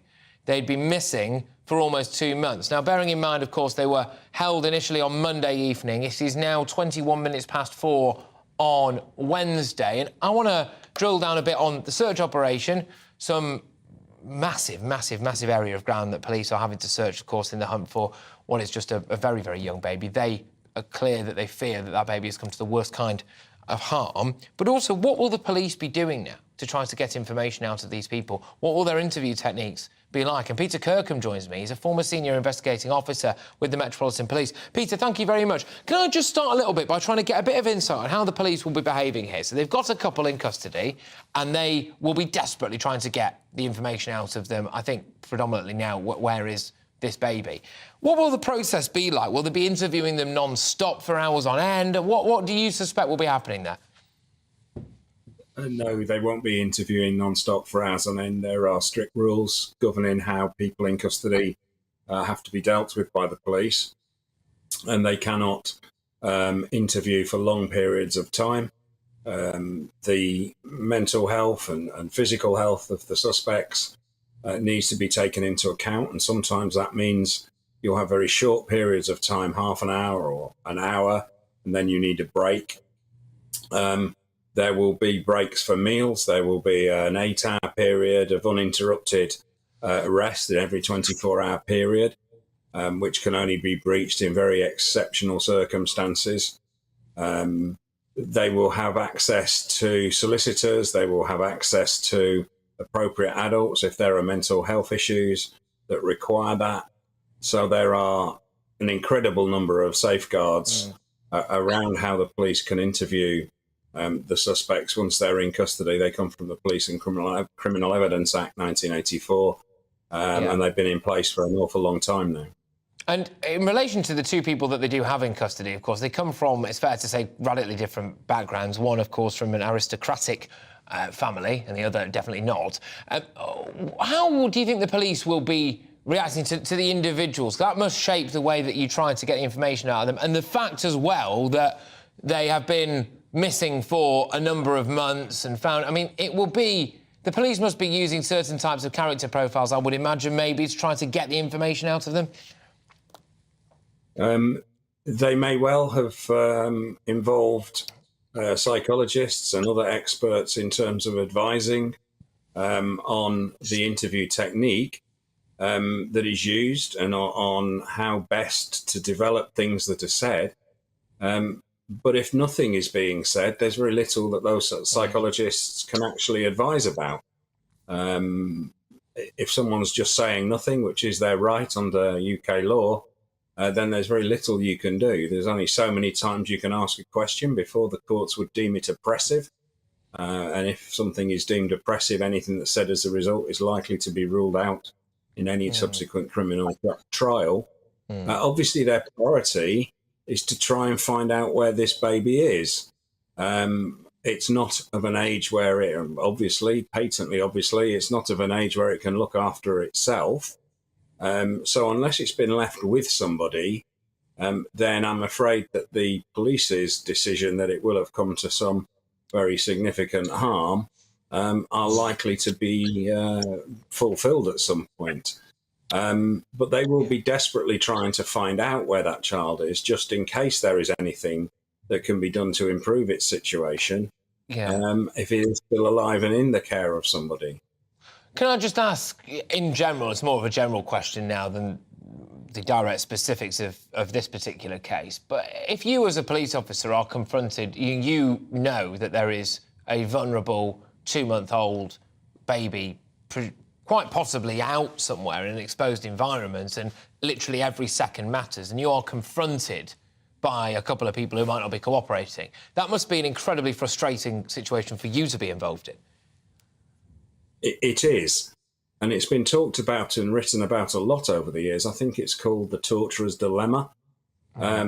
We all know that physical force and torture is not useful in terms of getting accurate information about others and about situations, because people will say whatever they need to say to stop that pain happening.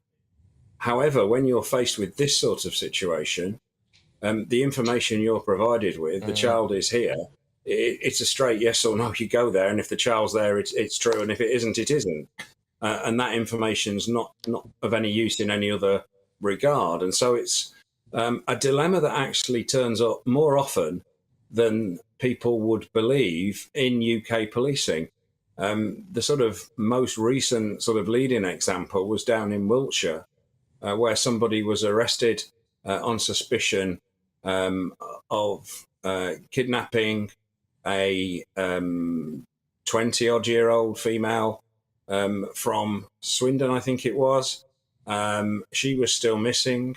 He was arrested, and the senior investigating officer decided to breach some of the PACE safeguards and rules, or at least push the boundaries of them. And as a result of that, admissions were made to a second murder. Now, that was criticised at the first trial, less so at the second trial, subsequently. But that case really opened everybody's eyes, or should have opened everybody's eyes, to the fact that these dilemmas actually do exist in UK policing relatively frequently.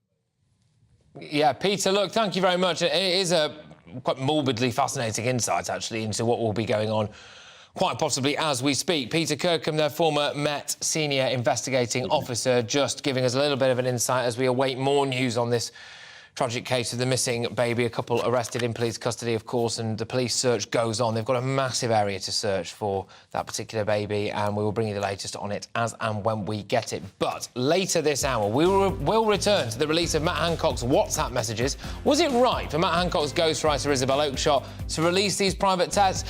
I think there's massive public interest, isn't there, for a start? But I will see you to get stuck right into that in just a couple of minutes.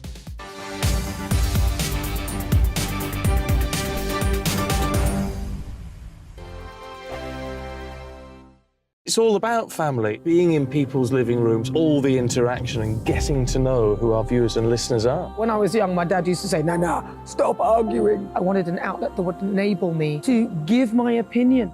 People are going through a really hard time right now, and I know that you don't feel like you're being listened to by the establishment. I came to GB News because it's the People's Channel, and I want the audience to have their say on the events of the day. We're dynamic. We do something different. Democracy shows that the wisdom of the nation is in its people.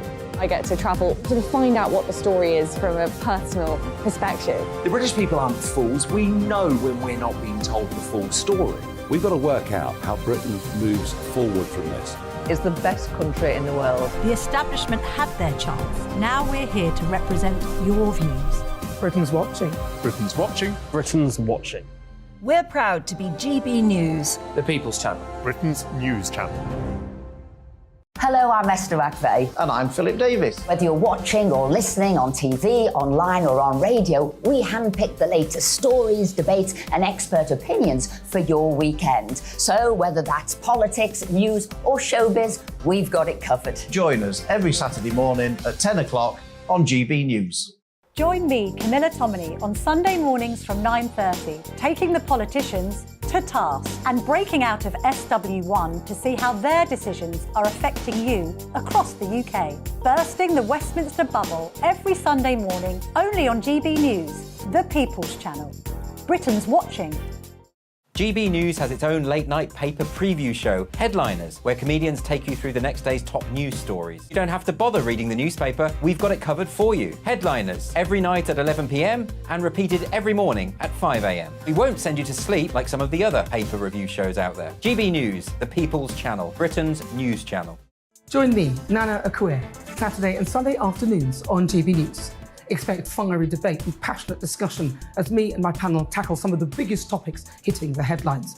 It's a place for everyone's opinion. No one gets cancelled, but no one gets an easy ride. Oh, she's on it today! Be ready for conversations that are fierce, frank, and of course, fun. Every Saturday and Sunday afternoon from 4 p.m. on GB News, the People's Channel.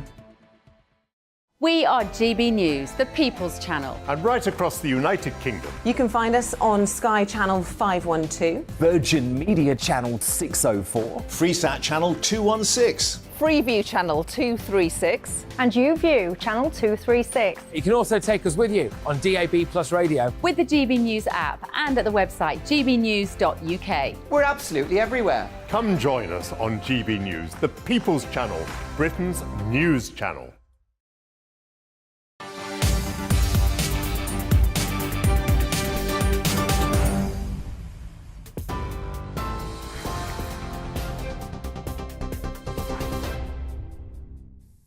Good afternoon. It's 4:31. I'm Tatiana Sanchez. This is the latest from the GB Newsroom. Police have renewed their appeal to the public for help in locating the missing baby of Constance Martin and Mark Gordon. People are being asked to report any suspicious behaviour seen prior to the couple's arrest on Monday night. Police have applied for a 36-hour extension to detain them and say they must consider the child has come to serious harm.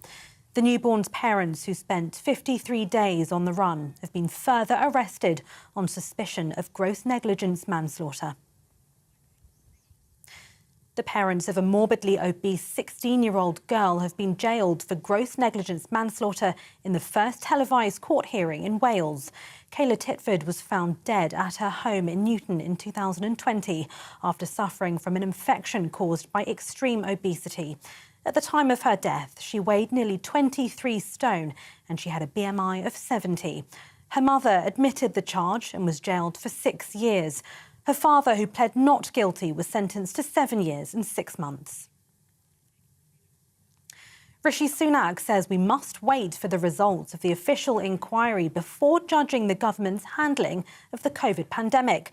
It comes after the Telegraph claimed former Health Secretary Matt Hancock rejected advice from the Chief Medical Officer to test all residents before allowing them to enter a care home. A spokesperson for Mr Hancock says thousands of his WhatsApp messages have been stolen and doctored to create a false story. And the Greek Transport Minister has resigned after 2 trains collided, killing at least 36 people and injuring more than 85. The intercity train was carrying over 300 passengers when it hit a freight train near the city of Larissa. A station master in charge of signalling has been arrested and charged with causing mass deaths through negligence. Firefighters say the death toll is expected to rise. TV, online and DAB+ radio. This is GB News. Now it's back to Patrick.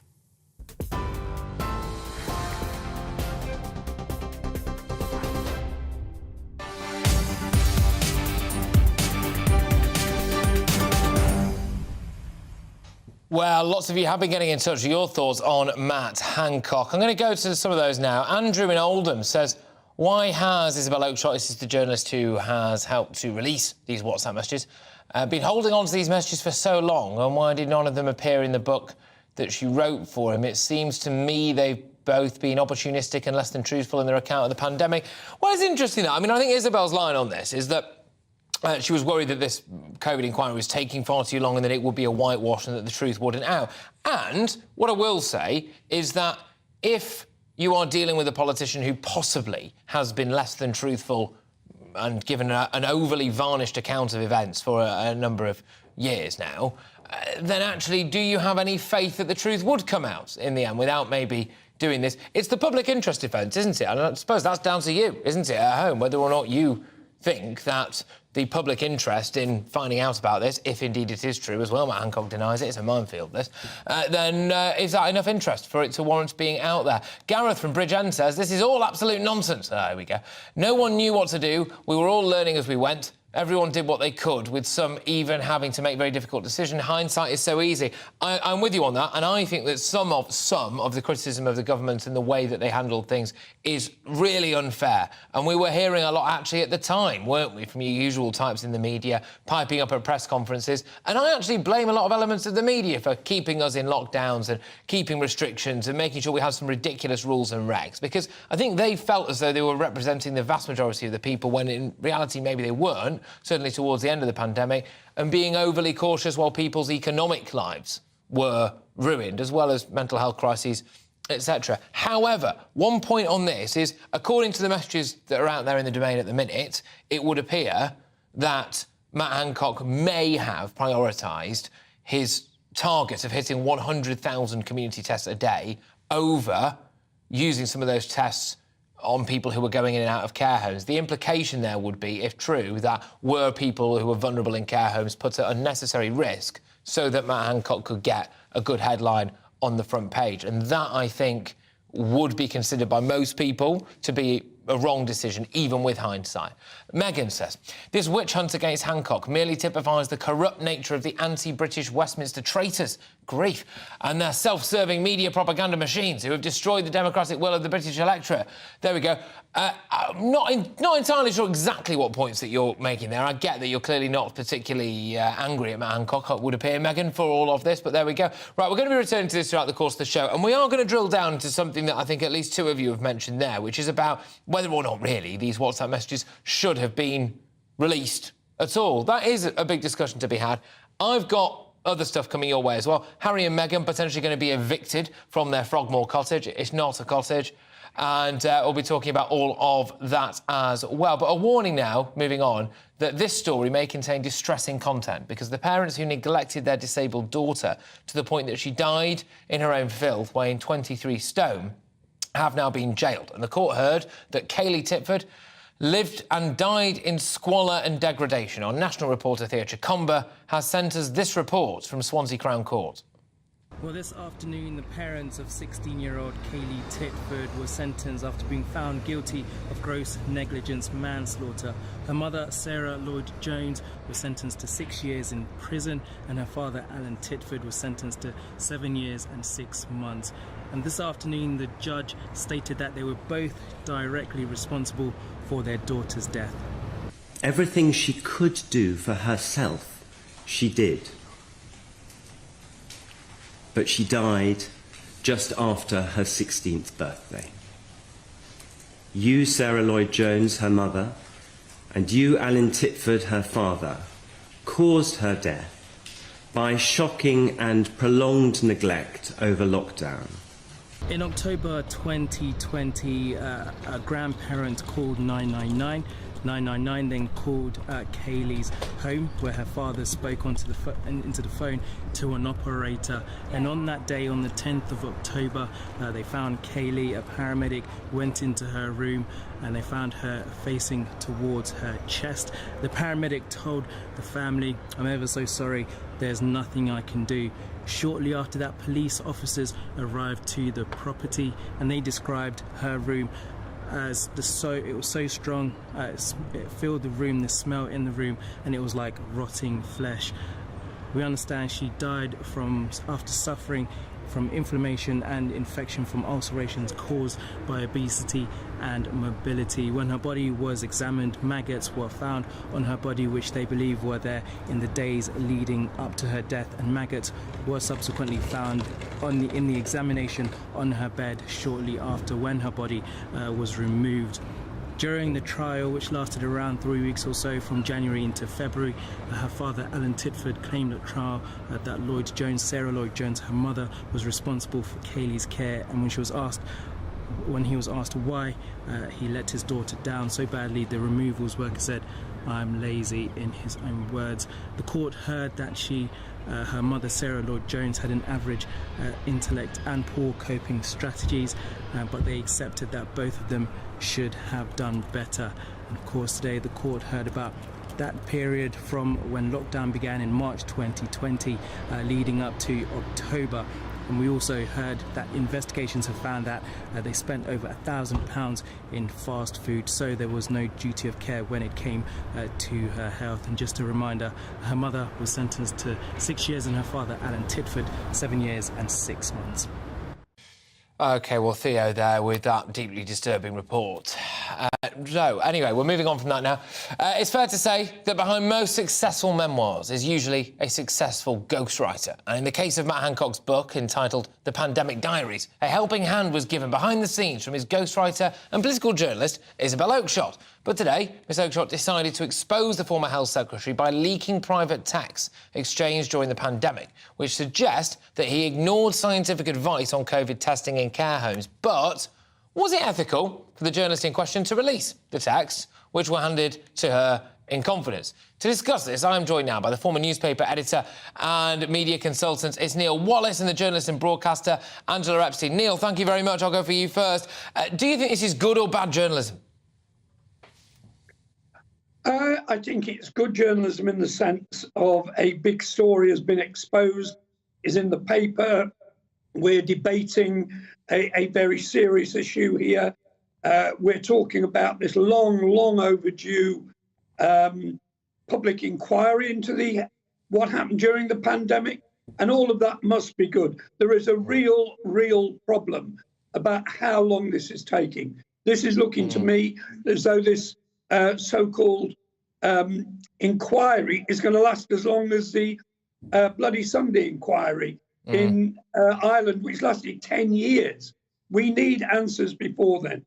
And if nothing else, what's happened today has accelerated that, because the issue's not now going to go away, is it? We know there were things going on. We know there were rows. We know there were different viewpoints. We know there were mistakes.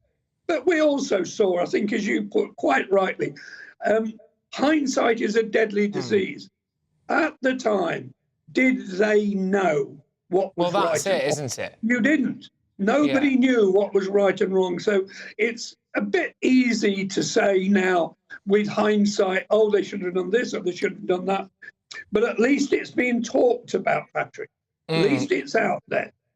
Yeah, absolutely. And Angela, I'll ask you the same question. Look, we are talking a lot about what's actually in these WhatsApp messages throughout the course of this show, but just in terms of the fact that whether or not they should have been out there, do you think this is good or bad journalism, Angela?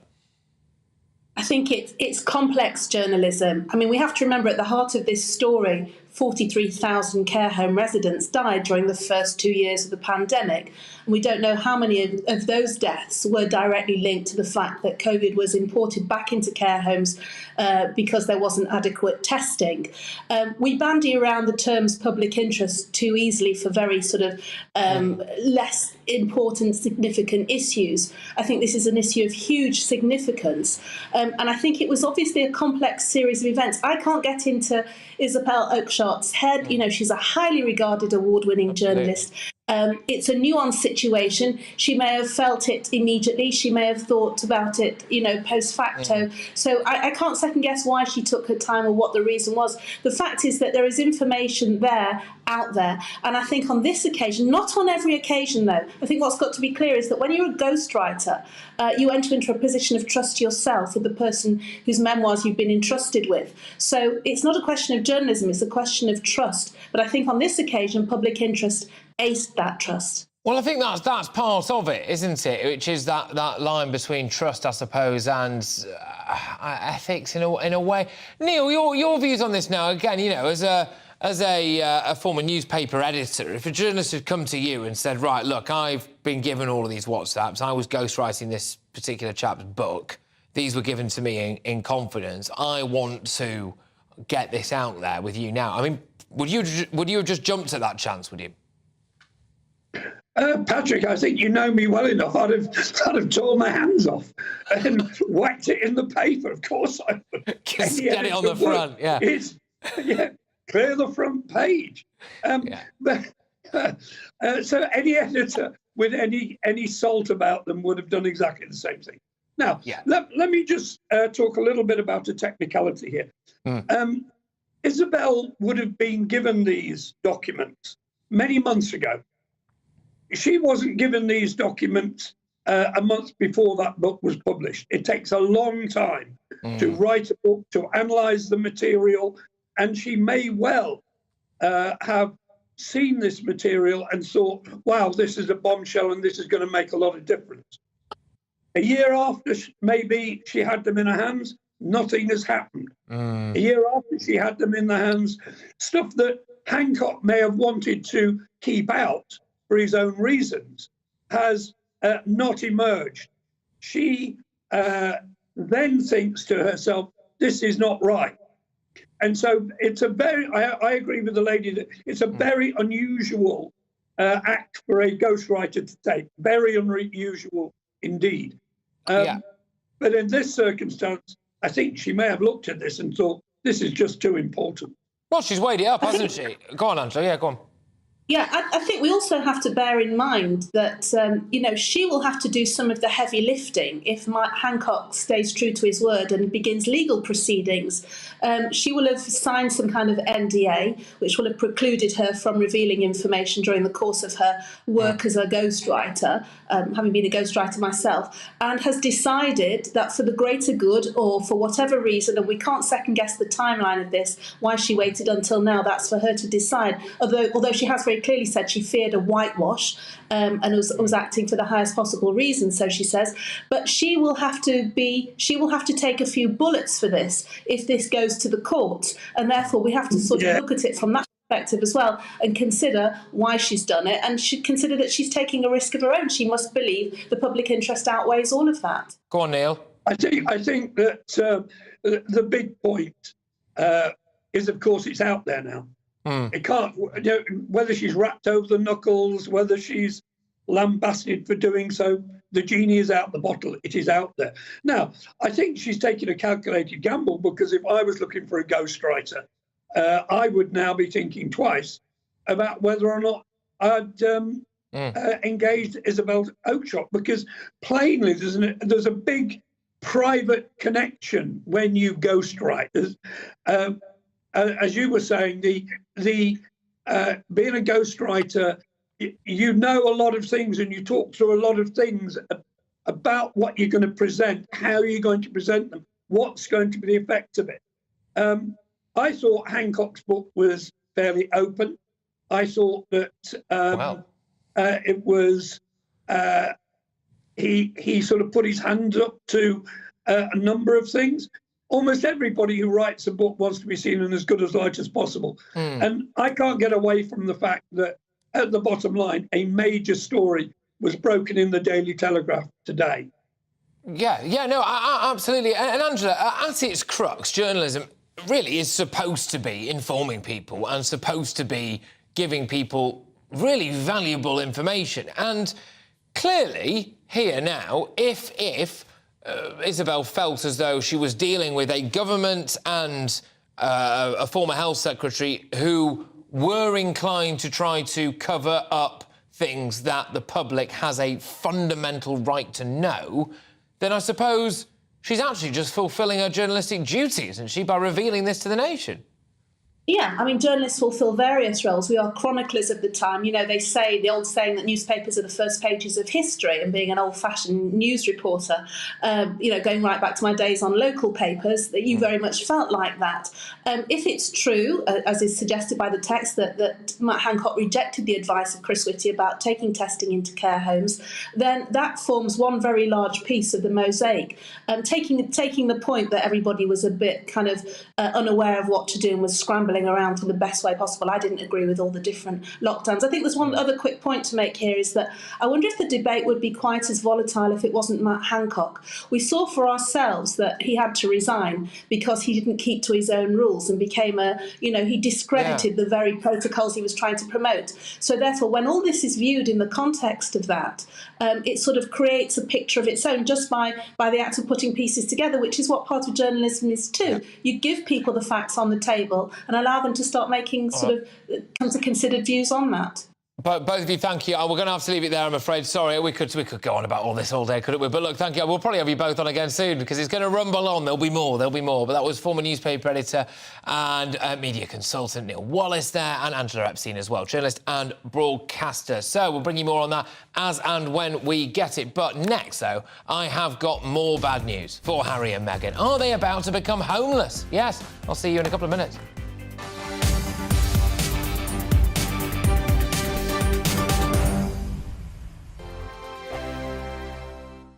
It's all about family, being in people's living rooms, all the interaction and getting to know who our viewers and listeners are. When I was young, my dad used to say, no, stop arguing. I wanted an outlet that would enable me to give my opinion. People are going through a really hard time right now, and I know that you don't feel like you're being listened to by the establishment. I came to GB News because it's the People's Channel, and I want the audience to have their say on the events of the day. We're dynamic. We do something different. Democracy shows that the wisdom of the nation is in its people. I get to travel to find out what the story is from a personal perspective. The British people aren't fools. We know when we're not being told the full story. We've got to work out how Britain moves forward from this. It's the best country in the world. The establishment had their chance. Now we're here to represent your views. Britain's watching. Britain's watching. Britain's watching. We're proud to be GB News. The People's Channel. Britain's news channel. Monday to Thursday, 9 p.m. till 11 p.m. Join me, Dan Wootton. I'll bring you the sharpest takes and hottest debates. Do you not believe in prison? I don't believe in prison. I'm completely stunned. I guarantee you there'll be no spin, no bias, no censorship. I actually was personally quite offended by it. And no reason to go to bed. So I guess they've always been quite woke. That's Dan Wootton tonight on TV, radio and online. Monday to Thursday from 9 p.m. till 11 p.m. on GB News. The People's Channel, Britain's news channel. Hello, I'm Michelle Dewberry, and you can join me every weekday 6 till 7 on Jubes and Kerr. You're an inspiration to us all. Clip that bit up. Well, you are. That's my ringtone. My political ambitions those days are gone, I can tell you. She's only teasing. Go on. He's probably going to want to lay down now. I'll give him 2 minutes to have one. Let's respectfully disagree. That's what we like on Jubes and Kerr. Come and join us. GB News, the People's Channel. Michelle Dewberry, weekday evenings at 6 o'clock. I'm Simon Evans. Join me on GB News for Headliners at 11 p.m. What's the scoop? I'll be joined by 2 of the country's top comedians. That's right. As we take a look at tomorrow's newspapers tonight. We're going to get into trouble. If it's a big story, we'll be covering it. Spill some tea on him. There we go. But we'll also have some fun. I wouldn't stick up a bank.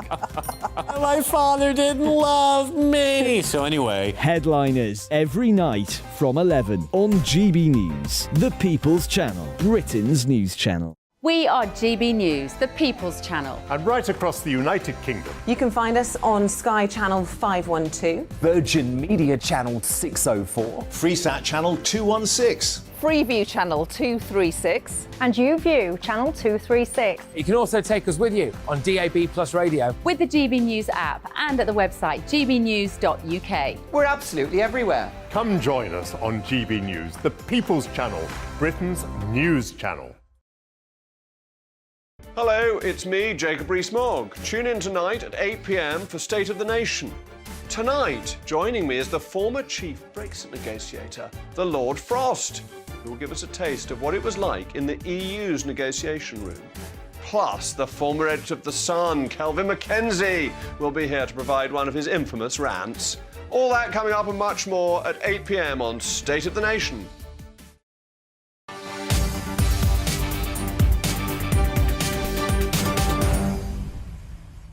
Well, you're not going to want to miss that show later with Jacob Rees-Mogg right here on GB News because, yes, there were, of course, some allegations, weren't there, laid out in the Telegraph earlier on. But it's a case of another day and another setback for Harry and Meghan. And it's been reported today that they are going to be evicted from their UK home. And would you believe it? The King has offered it to Prince Andrew. The couple were given Frogmore Cottage by the Queen as a wedding gift. It's not a cottage for what it's worth. It's absolutely massive. But with me now is royal commentator Caroline Aston. Caroline, thank you very much. So Harry and Meghan presumably will be absolutely apoplectic with rage here. Well, we all know that they want their privacy and want people to stop looking at them. Will they be angry? Well, let's face it, they're not really being evicted as such, which has got the most wonderfully Dickensian ring to it, hasn't it, than being driven off into the outer wastes. But the fact is, they've hardly used the expensively renovated Frogmore Cottage for a long, long time. In fact, Princess Eugenie was living there, and the Sussexes are known to have visited her there, but now she has relocated to Portugal, and I suppose you've got a bit of a white elephant here in the pack of royal property cards. And yes, the idea that Prince Andrew goes to live there instead, relocating from the 30-room, far too big and badly in need of renovation Royal Lodge, where he hangs out at the moment, well, it all seems to make sense. Yeah, it does. But what does this really mean for the relations between King Charles and Harry going forward? I mean, from where I'm sitting, it looks a bit like he's stuck 2 fingers up to his whinging son. Well, it certainly does, but then I think his whinging son has stuck up more than 2 fingers to this country, to the king, and to the rest of his family. And I do hope people watching this have also managed to see some of the wonderful clips from Series 26, Episode 2 of South Park, where we have those 2 wonderful cartoon versions of what looks suspiciously like Harry and Meghan, and his book, which South Park calls not spare, but wow. Wow, exactly. And this is just symptomatic of something else. Jeremy Clarkson, of course, we're going to be talking about that in a bit, has gone, hasn't he? Is going as host of Who Wants to Be a Millionaire shortly after he decided to go all in on Meghan Markle. There is still a little bit of a cult, like they're a protected species in some quarters. Yes, there are those, of course, who would say that the recent lampooning, nay harpooning of the Sussexes by South Park is actually quite a compliment, and you certainly couldn't say that about Jeremy Clarkson's perhaps ill-advised words about the Duchess of Sussex being paraded through the streets, etc. Really, of course, he was channeling a very famous scene from a very famous Game of Thrones episode, thinking that people would think he was being humorous, ill-judged, and certainly a bit out in today's world where there is so much abuse, yes. Yeah, Caroline, thank you very much. Thank you. Caroline Aston there, who's a royal commentator. Right, OK, it's all action, this show, I'm afraid, people. I will speak next to a former Conservative health minister about Matt Hancock, those WhatsApp messages that he sent during the COVID pandemic. And I want to get your views on all of this. Of course I do as well. Do you think that Matt Hancock should just apologise wholeheartedly and disappear forever from public life? Or is it a witch hunt? GB Views at gbnews.uk. Don't go anywhere.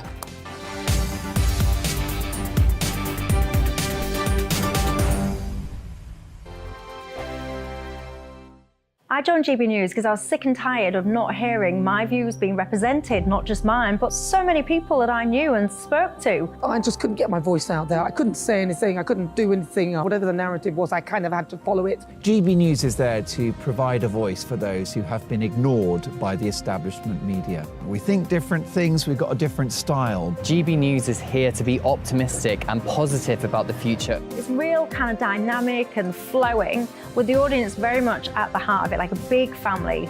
Here at GB News, we talk about the things that matter to you. Hearing the voices from right across our towns and cities, especially our towns. All sides of the argument represented with a heavy dose of opinion. We're on a mission here to make a difference. And the GB News family really is here for you, and whatever time of day you can watch or listen. Britain's watching. Britain's watching. We're proud to be GB News. The People's Channel. Britain's news channel. Westminster is going around in ever-decreasing circles, followed by the media. Britain is broken. How on earth did we get into this mess? But more importantly, how do we get out of it?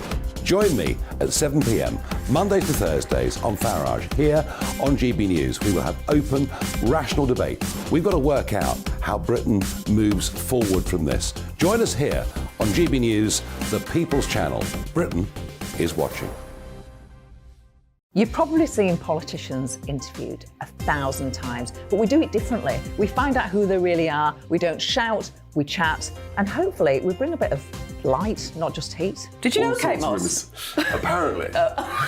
Do you have a pair of jeans or a pair of jeans? No, of course I don't. What would I do with them? My friends are like, oh my God, what's she doing now? Join me every Sunday at 6 for Gloria Meets, only on GB News, the People's Channel, Britain's news channel.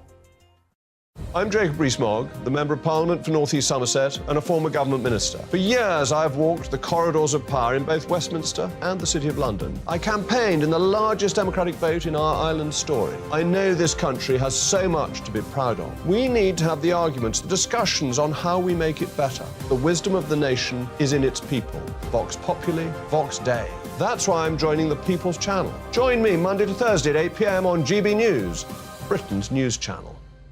I'm Mark White. As GB News Home and Security Editor, I cover those key issues that are so important to you. Our authorities, our communities doing all they can to combat violent crime. With the public services under unbearable strain, why are we still failing to control our borders? Defence, the first priority of any government, has been continually hollowed out. Can we trust our politicians to protect the armed forces? Join me, Mark White, on GB News.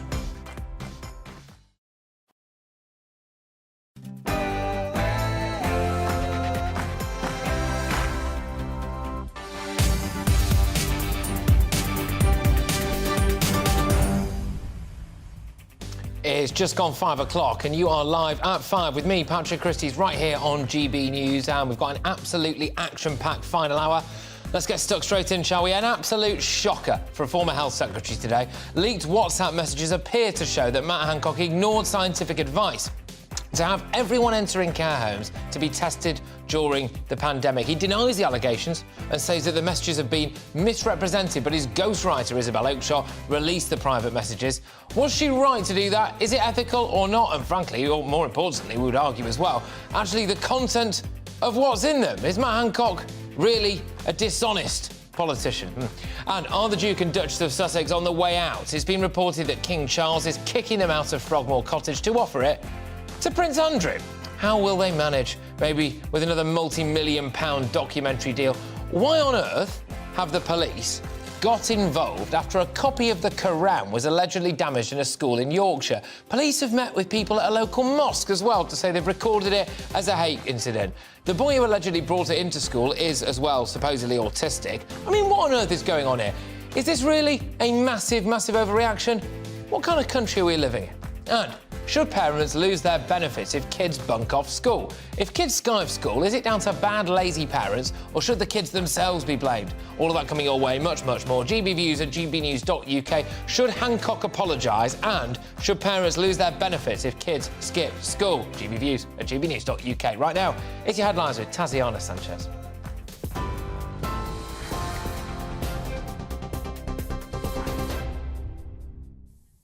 Patrick, thank you. Good afternoon. This is the latest from the GB Newsroom. Police have renewed their appeal to the public for help in locating the missing baby of Constance Martin and Mark Gordon. People are being asked to report any suspicious behaviours seen prior to the couple's arrest on Monday night. Police have applied for a 36-hour extension to detain them, and they fear the child has come to serious harm. The newborn's parents, who spent 53 days on the run, have been further arrested on suspicion of gross negligence manslaughter. Officers, sniffer dogs and drones are being used to search an area of 90 square miles around Brighton, Newhaven and the South Downs. The parents of a morbidly obese 16-year-old girl have been jailed for gross negligence manslaughter in the first televised court hearing in Wales. Kayla Titford was found dead at her home in Newton in 2020 after suffering from an infection caused by extreme obesity. At the time of her death, she weighed nearly 23 stone and she had a BMI of 70.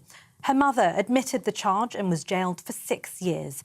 Her father, who pled not guilty, was sentenced to 7 years and 6 months. Justice Martin Griffith says Kayla was subjected to sustained neglect. Suffering and degradation she experienced before she died was prolonged and significant. This was a horrifying case, a case of sustained neglect, leading to the death of a completely dependent, bedridden, vulnerable, disabled child at the hands of her own parents. The Prime Minister, Rishi Sunak, says we must wait for the results of the official inquiry before judging the government's handling of the COVID pandemic. It comes after The Telegraph claimed former Health Secretary Matt Hancock rejected advice from the Chief Medical Officer to test all residents before allowing them to enter a care home. A spokesperson for Mr Hancock says thousands of his WhatsApp messages have been stolen and doctored to create a false story. Speaking at PMQs, Labour leader Sir Keir Starmer said some politicians have falsely portrayed themselves as heroes. Families across the country will look at this and the sight of politicians writing books, portraying themselves as heroes or selectively leaking messages will be insulting and ghoulish spectacle for them. At the heart of this is every family who made enormous sacrifices for the good of the country, or who tragically lost loved ones. The country deserves better. Rather than comment on piecemeal bits of information, I'm sure the honourable gentleman would agree with me the right way for these things to be looked at is the COVID inquiry. That's why we've established the COVID inquiry. And he will know, as he has mentioned it one or two times before, that he was a lawyer in a previous life, that there is a proper process to these things. It is an independent inquiry. The Greek Transport Minister has resigned after 2 trains collided, killing at least 36 people and injuring more than 85. The intercity train was carrying over 300 passengers when it hit a freight train near the city of Larissa. A station master in charge of signalling has been arrested and charged with causing mass deaths through negligence. Firefighters say the death toll is expected to rise. Labour is calling for victims of the Turkey earthquakes to be granted temporary UK visas. Opposition MPs want the visa scheme to be available for families that have had to flee after quakes struck their country and Syria in early February, leaving at least 50,000 people dead. Teachers are striking today in the Midlands and eastern regions of England in a long-running dispute over pay. It's the second day of regional walkouts by members of the National Education Union, affecting 200,000 staff. Many schools are either restricting access to pupils or fully closed. Mary Balstead, General Secretary of the NEU, says the government is not cooperating. It's a stalemate at the moment. The government says it won't talk to us until we stop the strikes. We're saying that we can't stop the strikes until they begin to negotiate and, actually start to commit to the substantial negotiations that they're promising us. We can't see why they won't begin negotiations, because we want to resolve this dispute, and the only way it will be resolved in the end is through negotiations. So we can't understand why they're delaying. And for our television viewers, hold your breaths, for this near miss on what seems a quiet residential road in West Sussex turns into something a little more dramatic. 2 people on a moped narrowly avoid being hit by a train travelling 70 miles per hour. There it is again. They were riding through red flashing lights whilst the barriers were down. Police described it as stupidly reckless behaviour. And I can't say that I disagree. This is GB News. We'll bring you more news as it happens. Now it's back to Patrick.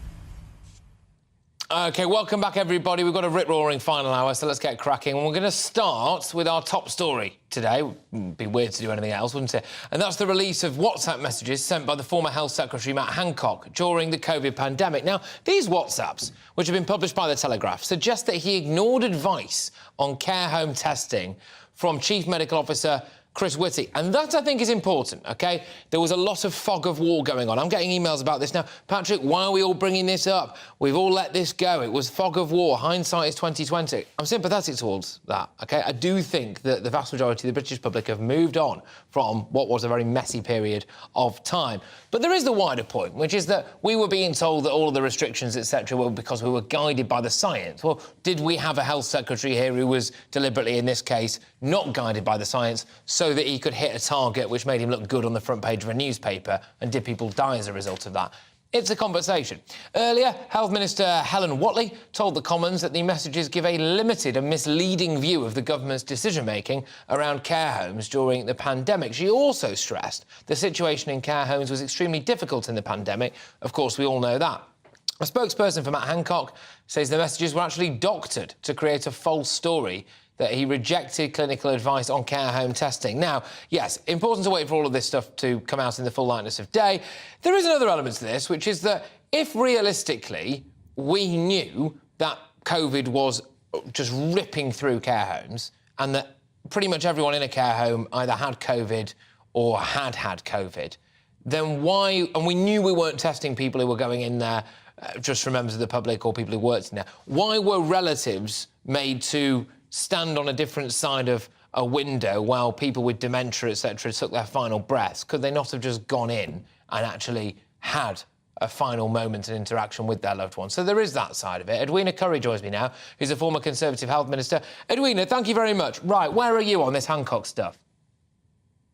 Well, I'm not very sympathetic to him now because, he gave all these WhatsApp messages to a journalist, which is probably a little unwise. I don't think the Telegraph actually is going to get quite as much out of it as they think. They think it's going to be, drip-fed over a number of days, maybe weeks, a bit like the expenses scandal in 2008-29.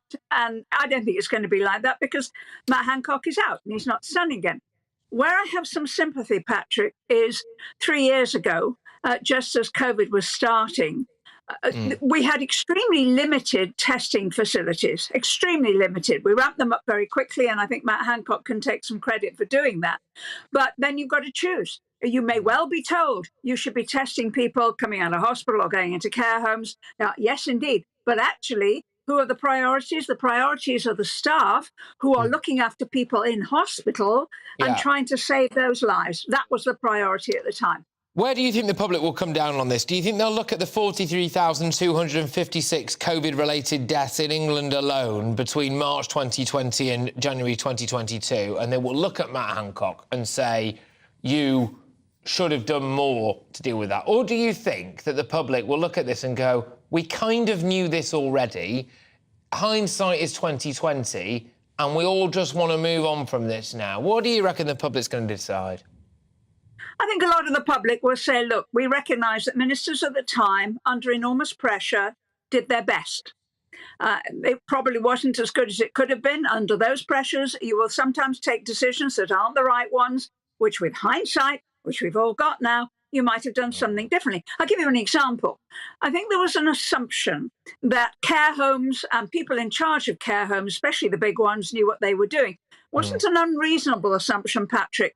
The chap in charge, the chairman of the biggest private care home provider, had recently been the chairman of the CQC, the Care Quality Commission. You might assume that their homes were going to be well run and were going to look after people properly and make sure that, as far as possible, they minimise the chances of infection. And there was nothing like that at all. In fact, one of their homes actually had more than 10 people die. We rather assumed, I think, that the care home side of things could look after itself. It turned out that that was a big mistake and we lost a large number of people. Do you think that Matt Hancock is now fair game because he was the visible face of a lot of the COVID restrictions that affected absolutely every single person in this country? He was also found to have been having a little bit of a fumble with a lady who was not his wife, of course, during the course of this pandemic. On top of that, he has then gone the extra step, instead of just going quietly into the good night, of trying to rehabilitate his public image by releasing a book and going on I'm a Celebrity. And I just wonder, if you open that door to say, hey, look, I want to be rejudged now and I want to be forgiven and I want to make a lot of money in doing so, then actually this is fair game. Get the dirt out there. Well, I'm not sure anybody is particularly fair game. I think he's made a fool of himself. And he made a fool of himself. You know, nobody helped him do it. Breaking your own rules that you're trying to encourage everybody, your own rational rules about keeping social distancing, being caught on camera doing it, not a good look, Patrick. And that's why he had to resign, and that's why he's now on the back benches. And that's also why he is going to be earning his living in a different way in about 2 years' time. That said, I think he and the whole team, it wasn't just one person, I think the whole team did their utmost. I think they did their best, Boris included. They did their very best. Helen Whately, the minister who you mentioned, actually answered the urgent question this afternoon. I listened to it in Parliament, and I thought she did a very, very good job. Nobody is saying everything was perfect. Nobody is saying we couldn't learn from it. But to roll the clock back and try and do things differently is impossible. Cut them some slack, give them some credit.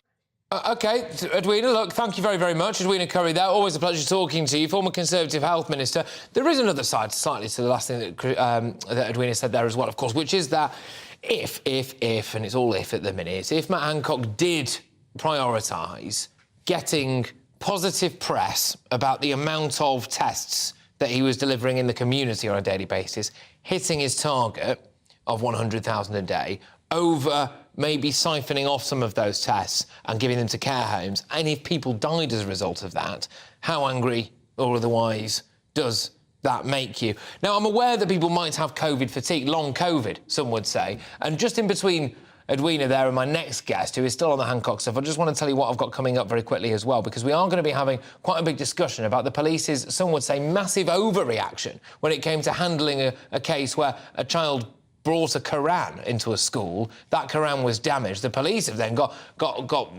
massive issues with this. They've gone to a local mosque to try to calm sentiments there. Pupils were suspended. There's some kind of hate recording been recorded as a result of this. Is it a massive overreaction, do we think, and why is it done? Is it another kind of Batley Grammar School type thing? I know that's got a lot of you going. We're also going to be delving into the fact as well that Harry and Meghan might be about to be made homeless. Not quite, but near enough. It's good enough for a headline. And Prince Andrew could come into play as well. Frogmore Cottage could be gifted to Andrew by King Charles. So some controversial stuff we'll be talking about there. But back now to another controversy, which is Matt Hancock, of course. Did he follow the science? And there's ramifications to this, because we were all kept under lock and key, weren't we? Because it was following the science. But if the bloke himself wasn't following the science, he was telling us to do it, how does that make you feel? Joining me now is care home owner, it's Nicola Richards. Nicola, thank you very much. OK, right, so when it comes to the care home, the Ring of Steel, OK, did that ever exist? Never existed. The protective ring that Matt promised never existed. We know from providers across the country that just didn't happen. And it doesn't come as a surprise as to what we've seen today, as to what's been leaked out there. The testing wasn't there. It wasn't available. We were lambs to the slaughter, ultimately, in social care several years ago. And it's quite emotional for us to talk about this today, because we've been on the front line, we've been fighting this. Matt Hancock literally has lied. He's lied. Now, he obviously says, OK, well, things are ready to be proven, these things have been doctored, etc. That's Hancock's view. He's pretty staunchly defending that. I get what you're saying, right? But Matt Hancock obviously gives the other side of that. And time will tell. When it comes to the actual testing, now, just forgive me on this. I'm hoping you might be able to actually educate me a bit on this, because what they were saying was that everyone who was coming out of hospital wards into care homes was tested. That's not really what's up for discussion in the latest WhatsApp messages. What's in the WhatsApp messages is that other people going into care homes, presumably care workers or whoever had to come in and out of care homes, they weren't being given tests. Were even people coming out of hospital wards into care homes being tested? Because if they weren't, then would it have actually made a difference if we tested the other people? Do you get what I mean? It did vary from region to region, but ultimately there was a lack of testing that was available for staff, for residents coming through into care homes. The guidance changed so often. From March to April, we were often informed by media on guidance changes. Providers couldn't keep up with the guidance. They just couldn't do it. The testing, there was no testing. There was a lack of testing facilities. So when we heard about we're testing so many thousands a day, it didn't happen. It's quite simple. Now, it didn't happen. And so we got the guidance that care homes were not going to be affected back in March, I think, or February. Of course they were going to be affected. It did impact. We cannot ignore the number of people who have lost loved ones throughout this pandemic. As you alluded to earlier, 40,000+ people. We lost 30 residents of our loved ones in our care when we should have been protected. That protective ring never existed. Matt Hancock basically lied. He did lie. OK. OK, obviously, Matt Hancock does refute all of that, and we will have to wait and see.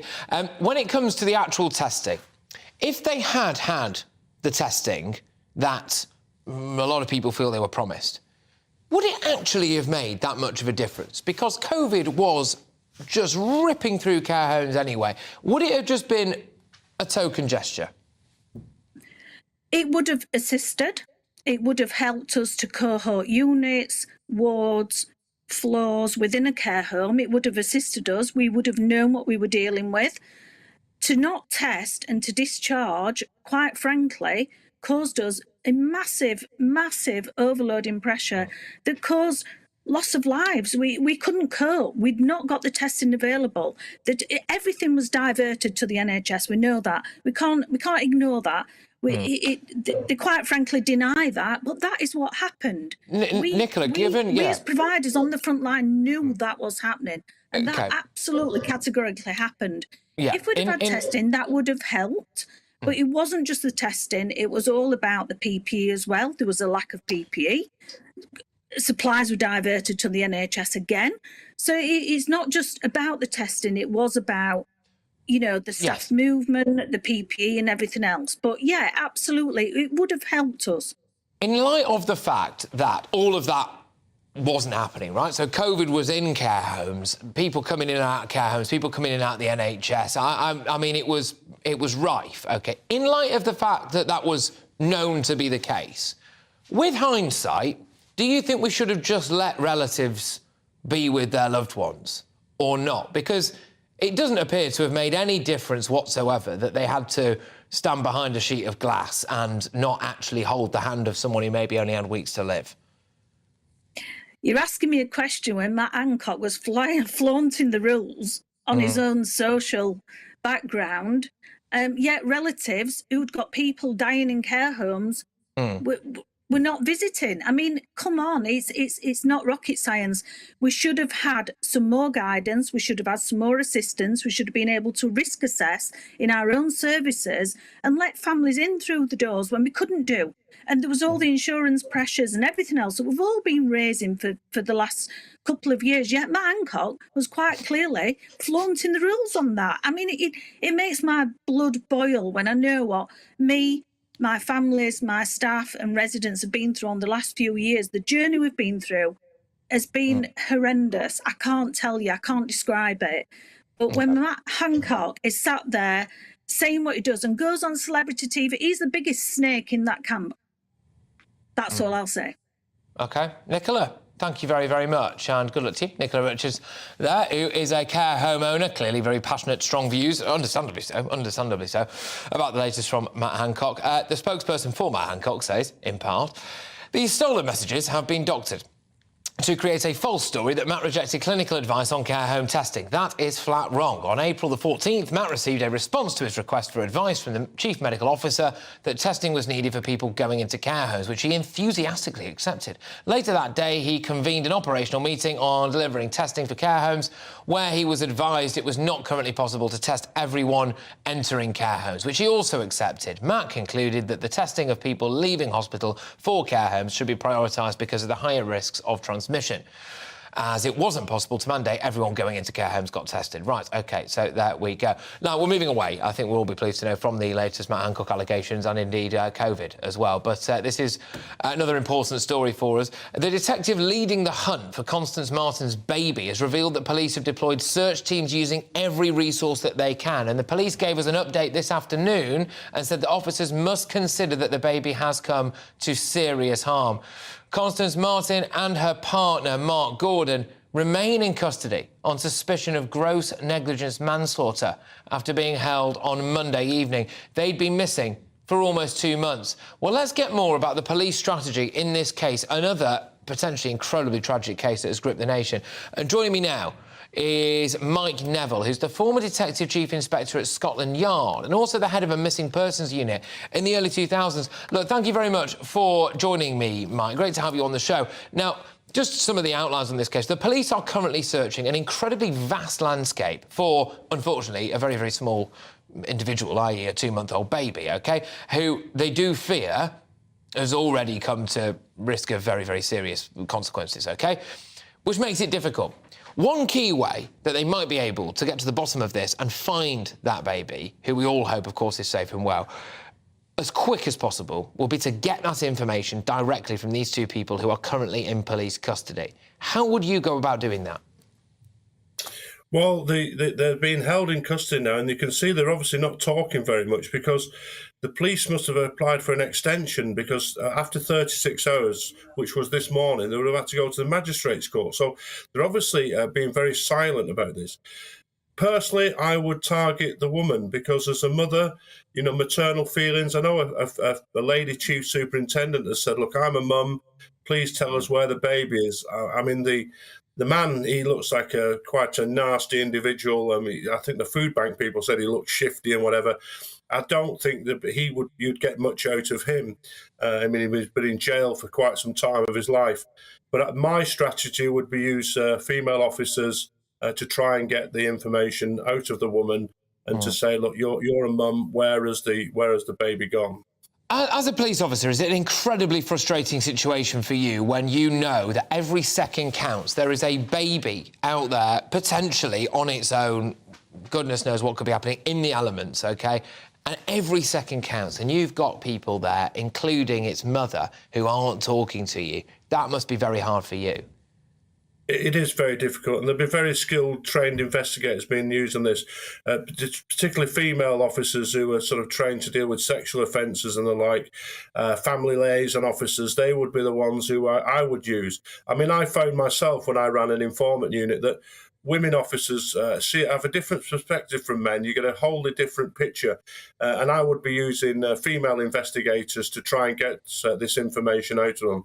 One of the sad things about this, though, is that I think a little bit of experience played into this, that when they were spotted, I imagine a uniformed officer, quite inexperienced, went out and swooped upon them.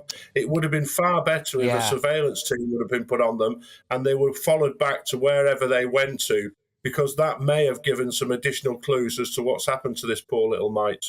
Look, that actually is a very, very interesting point, and I would like to expand on that a little bit. There presumably is an argument to say that there is a search operation underway for a missing baby, and would it have possibly been more prudent for the police to have followed these individuals before swooping, do you think? It absolutely is. I mean, I'm a crime historian. I spoke about this the other day with a murder from, 220 years ago, where the officers actually stood and watched and saw the guy carrying the body parts and then arrested him when he put the last one down. So that takes some experience, really, to think, to stop, to not move in quite so quickly. And I just think here that we've seen there's a lot of inexperienced young officers who are no doubt trying to do the best job. But it would have been better off if they'd have been followed to their location, where perhaps there was some kind of details or, I don't know, photographs or whatever else of what they'd done, some clue, or maybe even the child. I mean, all we can hope for is that they've actually deposited the child with someone who's got half a sense and is actually looking at. Let's hope and pray that that's the case here.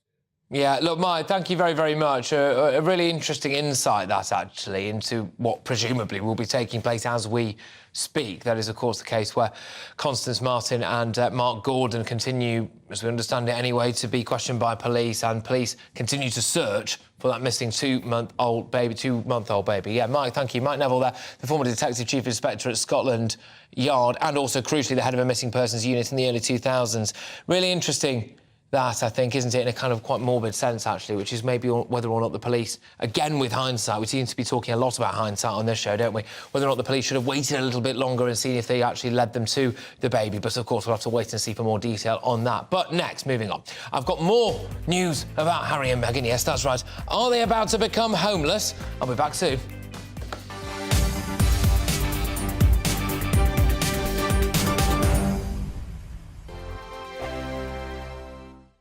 First and foremost, I am a GB News fan, and I was before I was working here. Just love the fact that we're asking the questions that a lot of establishment media won't ask. With a bit of a twist, we not only want to inform you, but we want to keep you entertained. It's worth the drive because you get in and the team's all ready and waiting, they're itching to go, and it's a proper little family. GB News is the People's Channel. It's the audience that makes the programme sing. We're giving our viewers and our listeners a voice. I see the thousands of your letters, tweets, emails, you name it, coming in. Britain is broken. How on earth did we get into this mess? But more importantly, how do we get out of it? The establishment had their chance. Now we're here to represent you. It's time for something different.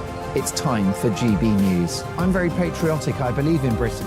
Our best days lie ahead. Britain's watching. Britain's watching. Join us here on GB News. The People's Channel. Britain's news channel. Hi, Andrew Pierce here. Join me every Friday lunchtime for a proper no-nonsense debrief of the week's events. With special guests in the studio and the GB News team on the ground, I'll be getting you up to date with news, some intelligent discussion, and my own sharp take. The weekend starts here with me every Friday lunchtime on GB News, the People's Channel, Britain's news channel. I'm Michael Portillo. Join me on GB News on a Sunday morning for topical discussion, debate, arts and culture, and sometimes even some ethical dilemmas. I don't always agree with you, Michael. Michael Portillo, Sundays on GB News, the People's Channel, Britain's news channel. I'm Andrew Dorrell.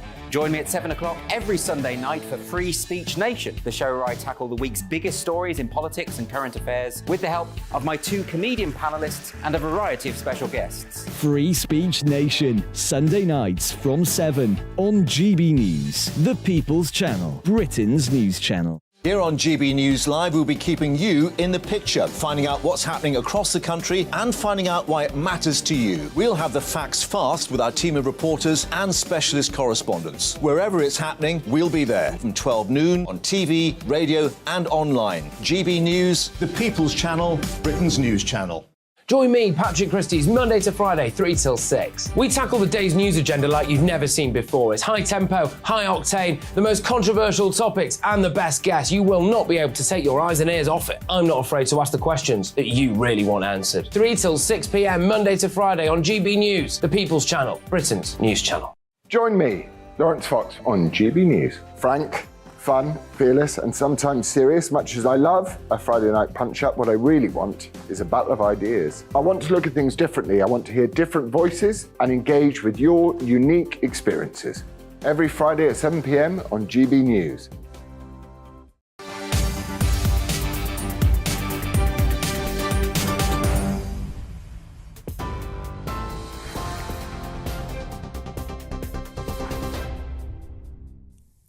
Good afternoon, it's 5:31. I'm Tatiana Sanchez in the GB Newsroom.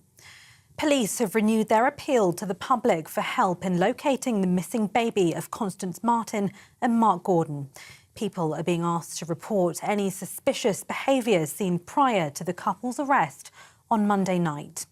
Police have applied for a 36-hour extension to detain them and say they must consider the child has come to serious harm. The newborn's parents, who spent 53 days on the run, have been further arrested on suspicion of gross negligence manslaughter.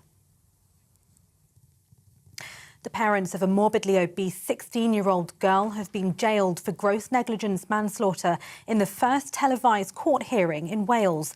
Kayla Titford was found dead at her home in Newton in 2020 after suffering from an infection caused by extreme obesity. At the time of her death, she weighed nearly 23 stone and she had a BMI of 70. Her mother admitted the charge and was jailed for 6 years. Her father, who pled not guilty, was sentenced to 7 years and 6 months. The Prime Minister says we must wait for the results of the official inquiry before judging the government's handling of the COVID pandemic. It comes after The Telegraph claimed former Health Secretary Matt Hancock rejected advice from the Chief Medical Officer to test all residents before allowing them to enter a care home. A spokesperson for Mr Hancock says thousands of his WhatsApp messages have been stolen and doctored to create a false story. The Greek Transport Minister has resigned after 2 trains collided, killing at least 36 people and injuring more than 85. The intercity train was carrying over 300 passengers when it hit a freight train near the city of Larissa. A station master in charge of signalling has been arrested and charged with causing mass deaths through negligence. Firefighters say the death toll is expected to rise. TV, online and DAB+ radio. This is GB News. Now it's back to Patrick Christys.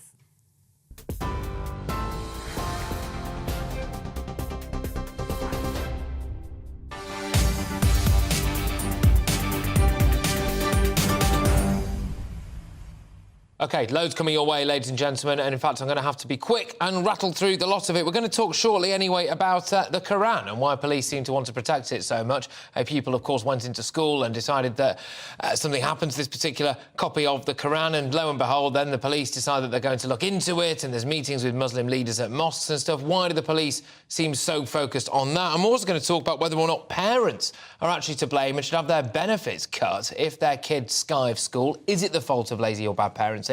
Or are there other factors? But before all of that, it's been reported that ITV will drop Jeremy Clarkson as the host of Who Wants to Be a Millionaire. Now, the former Top Gear presenter's next series fronting the show is expected to be his last, and it follows him, crucially to this discussion, publishing a controversial article outlining his disdain for Meghan Markle.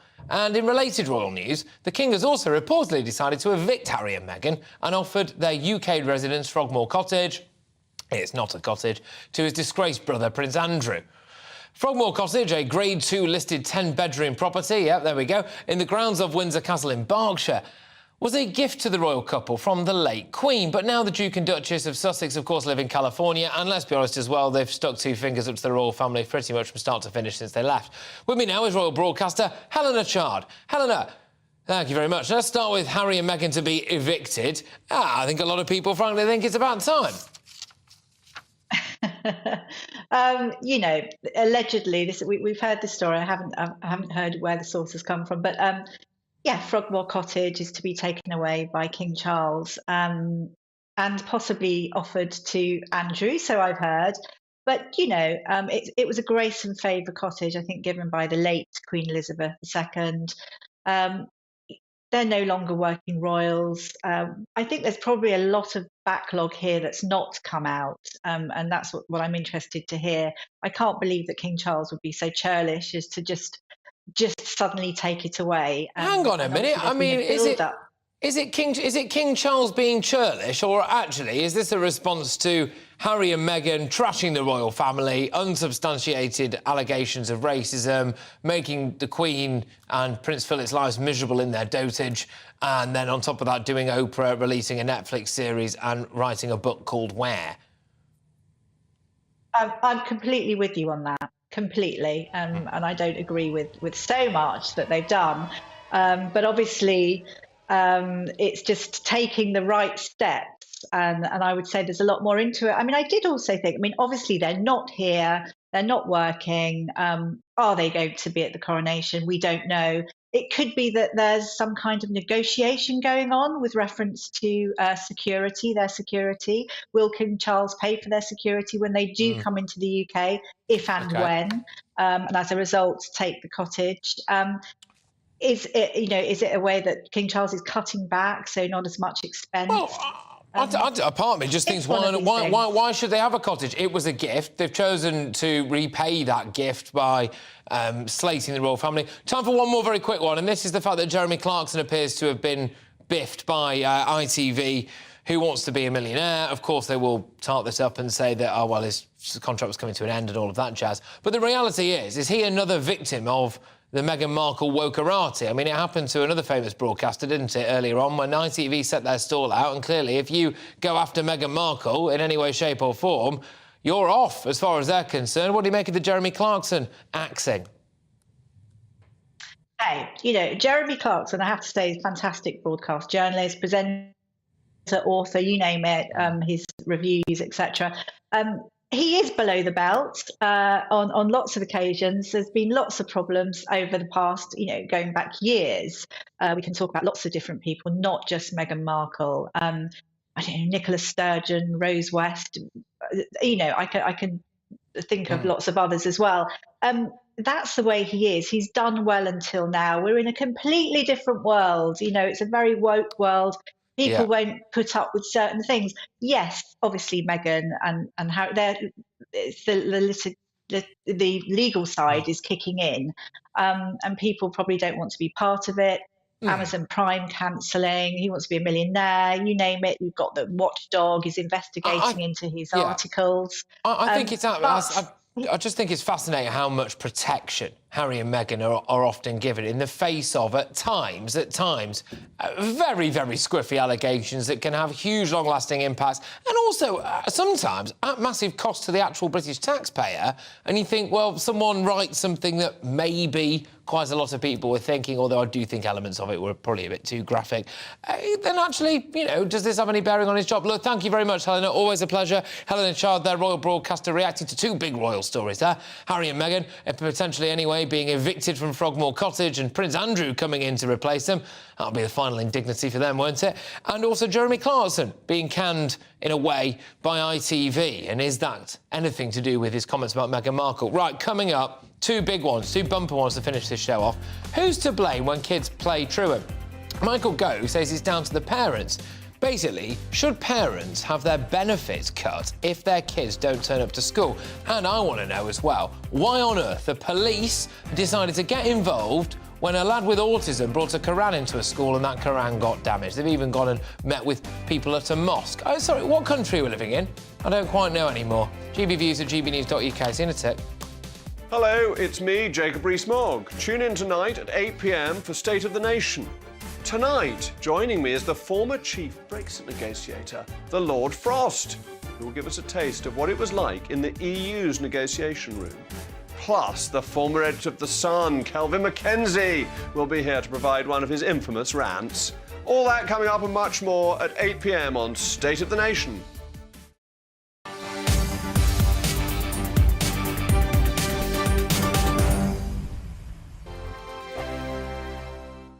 It's all about family, being in people's living rooms, all the interaction and getting to know who our viewers and listeners are. When I was young, my dad used to say, "No, stop arguing." I wanted an outlet that would enable me to give my opinion.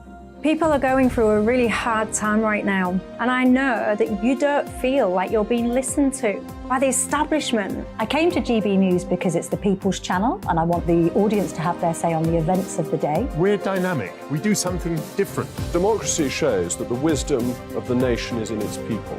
I get to travel to find out what the story is from a personal perspective. The British people aren't fools. We know when we're not being told the full story.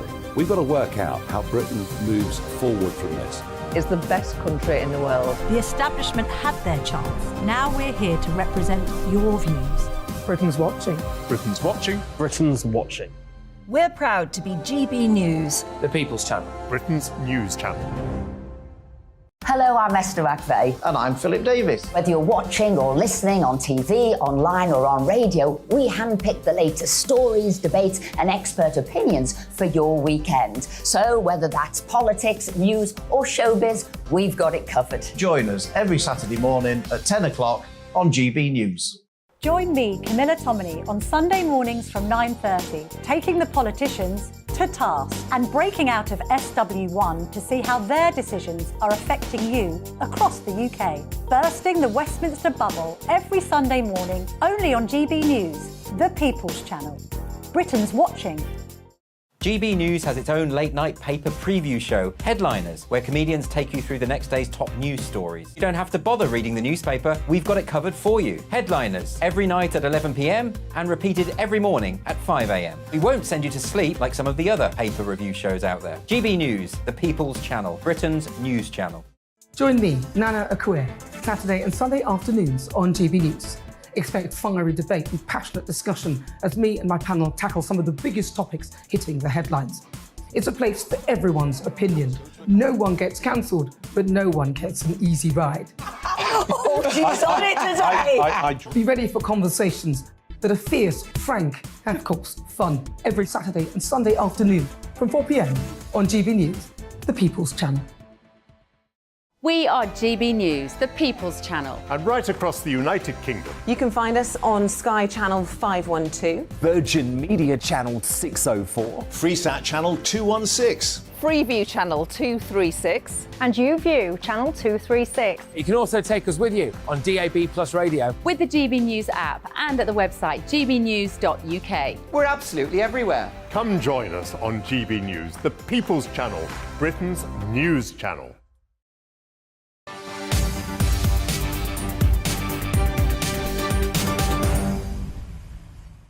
Welcome back. Now, after his ventures onto the dance floor, the latest suggestion from Michael Gove is that parents of children who miss school should have their benefits cut.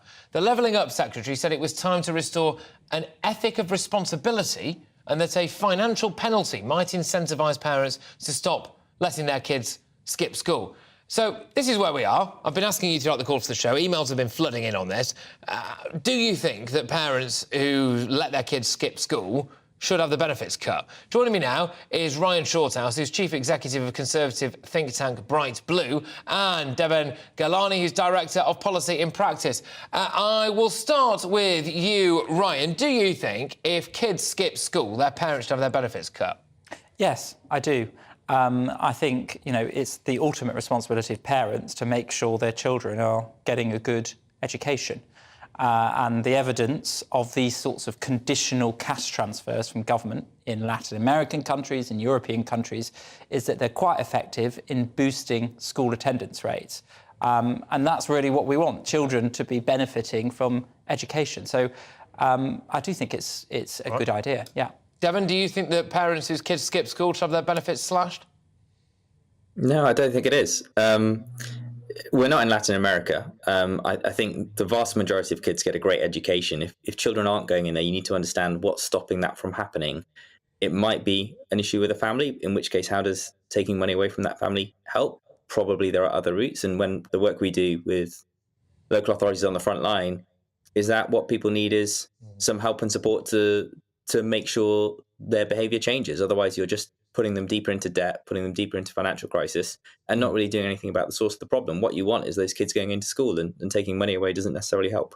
Ryan, how do you respond to that? I mean, not every single parent has been up all night, you know, playing Xbox on the strong lager and not looking after their kids. Some of them will just not maybe be able to get a particularly needy child into school. How would you respond to that? Well, look, I don't think being on a very low income, even though that's really tough for many families, is an excuse for not making sure that your child is going to school. In fact, I think most people on very low incomes would be offended by the assertion that somehow being on a low income, being in poverty, is stopping them from making sure their children are going to school. That, you know, at the end of the day, this is about persistent truancy. So if the child is persistently missing school, and a parent is the person who is ultimately responsible for making sure that their child goes to school. So I think there should be this threat, this financial penalty, if the child doesn't go to school. And as I say, there's evidence not only in Latin America, but in European countries that this is proven effective at changing behaviour, which is what we want. Devon, if it is about persistent... All right, go on, actually, you take it away, go on. Just to be clear, I wasn't saying for a second that being in poverty is an excuse for I'm saying what you're doing is you're putting families deeper into poverty without kind of tackling the problem that's going to solve it, which is helping their kids get into school. I think if it is a problem, Devon, I'll just come in because I want to ask something specific on this. If it is a problem, actually, of persistent truancy, so it's not that maybe some child has got quite severe needs, say autism or something, and that that can pose massive difficulties in the home, of course. And not every day there the parent would necessarily be directly to blame. But, you know, weeks at a time and the kid's not going to school, OK? Well, what else can you do? I'm not sure that family needs help. Some would say they do need a bit of punishment if they're on benefits. Well, I wanted to talk about that. Firstly, just that on that first group, you know, there's a huge spike in children not being able to attend school. So we've kind of found that there's the problem exists, and it's got much worse after the pandemic. So I think that's the first point to make is, you know, because this didn't exist to the same extent before the pandemic, it is partly pandemic related. And I think some of the things that councils are lacking on the front line is support for social workers, support for investment in mental health services, support for things that's going to actually help get those children into school. And that's what we're hearing is actually a bit more capacity here would help. I think on the wider point, are there people who perhaps do deserve that punishment? The thing I would say is, it's the way it's been framed. I think Ryan used the word threat. I think you talked about punishment. It's kind of punitive. What you actually want to get is some effect that helps get the child into school. If the social worker says that's what needs to happen, that's a separate argument. If the education secretary says this is what we need to do on a large scale, that's a completely different kettle of fish. Ryan, I can see you're itching to get involved there. Go on. Yeah, I mean, just one thing. I think the benefit system in the UK is generally ungenerous relative to other European countries. If you come out of work, your income does drop and your so-called replacement rate is very poor. But I think the way to get better support for more increased benefits is to make sure that there's more conditionality around benefits and that there's more contributory elements. So if you've paid more into the system before, you get more out of it. That's the route to getting a more generous social security system. OK, Devon, final word to you. I mean, do you acknowledge that some parents, frankly, are lazy and not making sure their kids go to school and it is their fault? I mean, I grew up on a council estate. You did see things like that happen. Do I think taking money away from that family would have made a difference? No, it wouldn't have. Okay. I think that what they need is some help and support to figure out what's going wrong and to turn their lives around. Look, both of you, thank you very much. Short and sweet, but I think we got to the points there. Great stuff. Right, Ryan Shorthouse there, who is, of course, Chief Executive of Conservative think tank Bright Blue, and Devon Galani, Director of Policy in Practice. Yes, it has been dividing the inbox there. We've had Carol on who says, yes, we should absolutely be fining the parents for this. The taxpayers' money is being wasted at the end of the day. But, of course, some people think that is rather mean. Anyway, right. Are we back to the age of religious oppression? Many are fearing an attack on tolerance after West Yorkshire Police recorded the minor damage of a copy of the Quran in Yorkshire here, we're not in some Middle Eastern country, as a hate incident. Home Secretary Suella Braverman is reported to have expressed her concern at the development, whilst others are claiming the police and school have allowed themselves to be pressured by a religious group. They've gone and met with people at mosques, apparently. Joining me now is Dr Sheikh Ramzi, who's an imam and director of the Oxford Islamic Information Centre, and Wazik, who's a political commentator. Right, thank you very much. Dr Sheikh, I will start with you. Why should the police, the actual police, get involved if a copy of a Quran is slightly damaged in a school? First, secondly, I would have thought straight. It is the condition which we have there. Yes, the police should get involved. I know many people does not get involved with the police. But two things we have here. One, the police should have seen, is there any broken law has been broken, and secondly, for safeguarding these 4 children, because if tomorrow, if the next day of that somebody was stabbing one of these children, the police would have asked, why you didn't inform me about the incident, which I can stop it. Is very important. Is a two side. One is a crime happened. The second was a safeguard of 4 little children. That's a very important. It's not every day which the Quran been kicked or stamped on the street or on the school with the people looking. First today, for example, with all respect, today is a stamping on it, tomorrow is a burn it, and the consequences. But that's also not a crime. Look, I'm going to interrupt it. I am going to interrupt here now. I am going to interrupt here now because that, even if, and I'm certainly not condoning this, and I wouldn't go around behaving like that, but in this country, that is not a crime. And if you're saying that the police maybe should get involved to protect the 4 people who allegedly did damage a Quran, I would raise serious questions as to why they had to do that. Wazik, can I bring you in now? If the protection, I'm talking to Wazik. Wazik, if the protection should have been towards these children, why did the police see fit to go to a mosque, apparently, to try to calm tensions there? What's going on? Well, I'm not entirely sure what's going on. As you said in your opening, this isn't some Middle Eastern country. It's not Afghanistan. It's not Iran. We don't have blasphemy laws here. And the school, can I just make this point? The school have concluded that no malicious intent was found when the Quran was scuffed.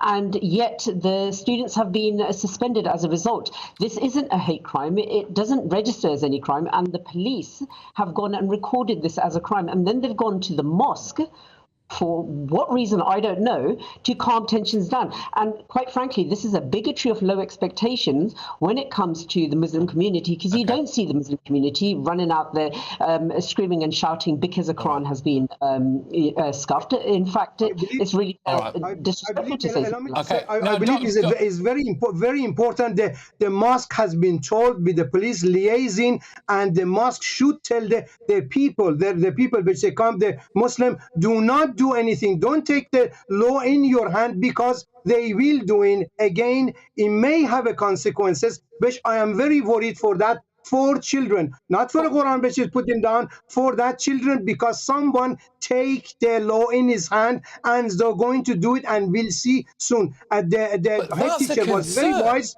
to suspend them, to everything calm down. Is very important. Thank you. I get that, but why should they have to do that? Wazik, can I bring you in here now? I mean, can I ask this quite respectfully? I mean, the Muslim community does not have a right to not be offended.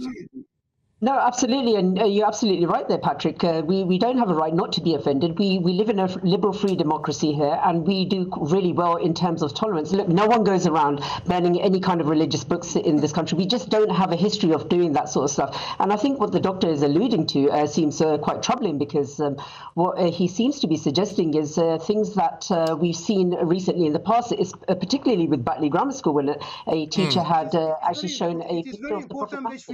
Which we know that's if the police find it, if a crime has been happened or not. This is a very important. What we need to do, think about think about that. And again, protection of the children, we have to know. And again, I said all they done a very wise. That the police, the council, the mosque done very wise to calm it down. And OK, no Dr. one Sheikh, should take Dr. the Sheikh, law I've got to in come their in. hand. I've got to come in because very quickly, I want a yes or no answer to this, Dr. Sheikh. Do you think it should be a crime in this country to damage a copy of the Quran? If they burn it, no, it's a total disrespect. It's not a matter of crime not or a not. crime. You don't think it should be a crime? Disrespect them. Allow me to. Is whole my life, and many of young children has been taught in the school, in the mosque. This is your life. This is a I get that, thing which we got. Therefore, we cannot go and disrespect not only that, the Torah, the Bible, that. Otherwise, they're burning everything, and that come anarchy. Respect is very important. The children has to learn how to respect, and God bless them all. All right, look, both of you, thank you very much. We could have carried that on, but, well, I can't because I'm out of time. Dr. Sheikh Ramzi, Imam there, and Director of the Oxford Islamic Information Centre. Wazeek is political commentator. I've got about 20 seconds. For want of a better phrase, with Michelle Gibri. Michelle, what have you got coming up? You see, I just found that such a fascinating topic. Yeah. You know, the Muslim community do not have a right to not be offended. We do not live under Sharia law. I don't condone people kicking books around. No. But, I mean, come on now. Yeah, all right. Well, we haven't got time for you to tell me what's coming up, so You'll have to tune in, won't you? people are going to have to tune in and find out. I'm Patrick Christys. I will be, by the way, filling in for Dan Wootton later tonight. See you then.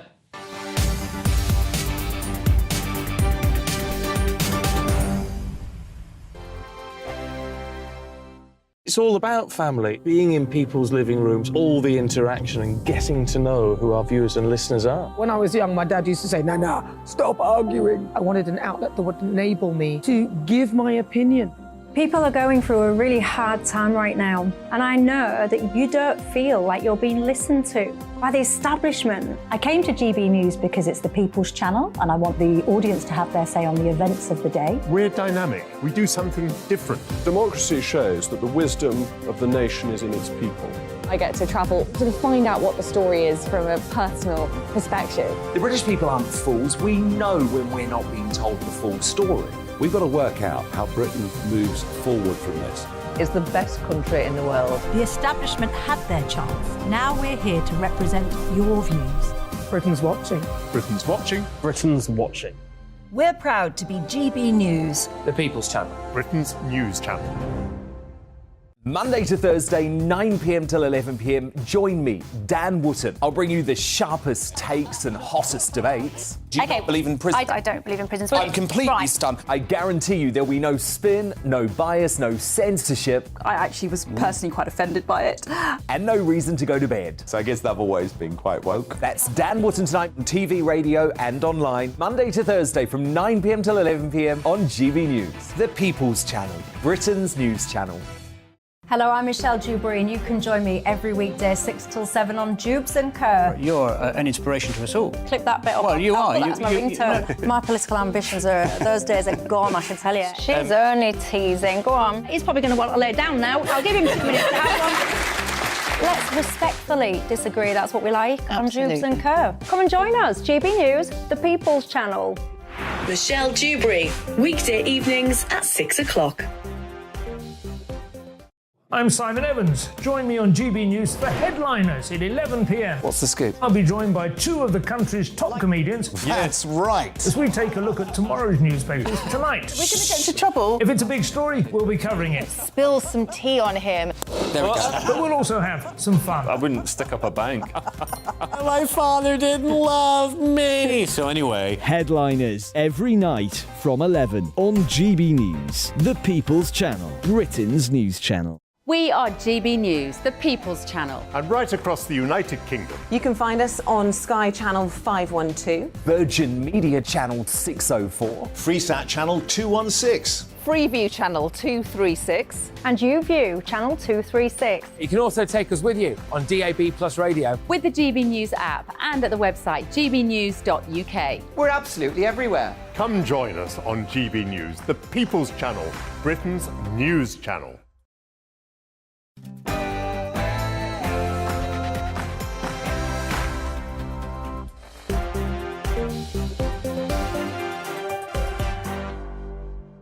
Well, hello there, it's 6 o'clock. I'm Michelle Dewberry and I'm keeping you company right through till 7 o'clock tonight. Have you seen The Telegraph? Oh, look at it. If you haven't, you have missed pages and pages and pages of texts, WhatsApp, etc. about the lockdowns, the lockdown files. It has been called Do You Care? Are you in the camp that says it was all done and dusted, move on? Or do you want answers? I certainly do. But what says you? And Jeremy Clarkson, did you follow his column where he basically said he hated Meghan Markle and other things? Now, it seems that after this season, he will not be returning to Who Wants to Be a Millionaire. Well, there's rumours swirling that it is indeed because of that column. Is there a line when it comes to what we can and cannot say about each other in this society, really? And what consequences should we experience if we say stuff that people do not like? And criminals, what do we do with them? Now, apparently there's worries that some of them will be released early because basically we're out of space. Build more prisons then, is what I say. But what says you? And happy St David's Day to you if you are indeed Welsh. I was going to say something in Welsh, but quite frankly, I can't. My Welsh nana will be spinning in her grave. But nonetheless, what do you think about independence? Support for it is at a 3-year low. Where do you sit on it? We'll get into all of that and more, but first up, let's bring ourselves up to speed with tonight's latest headlines.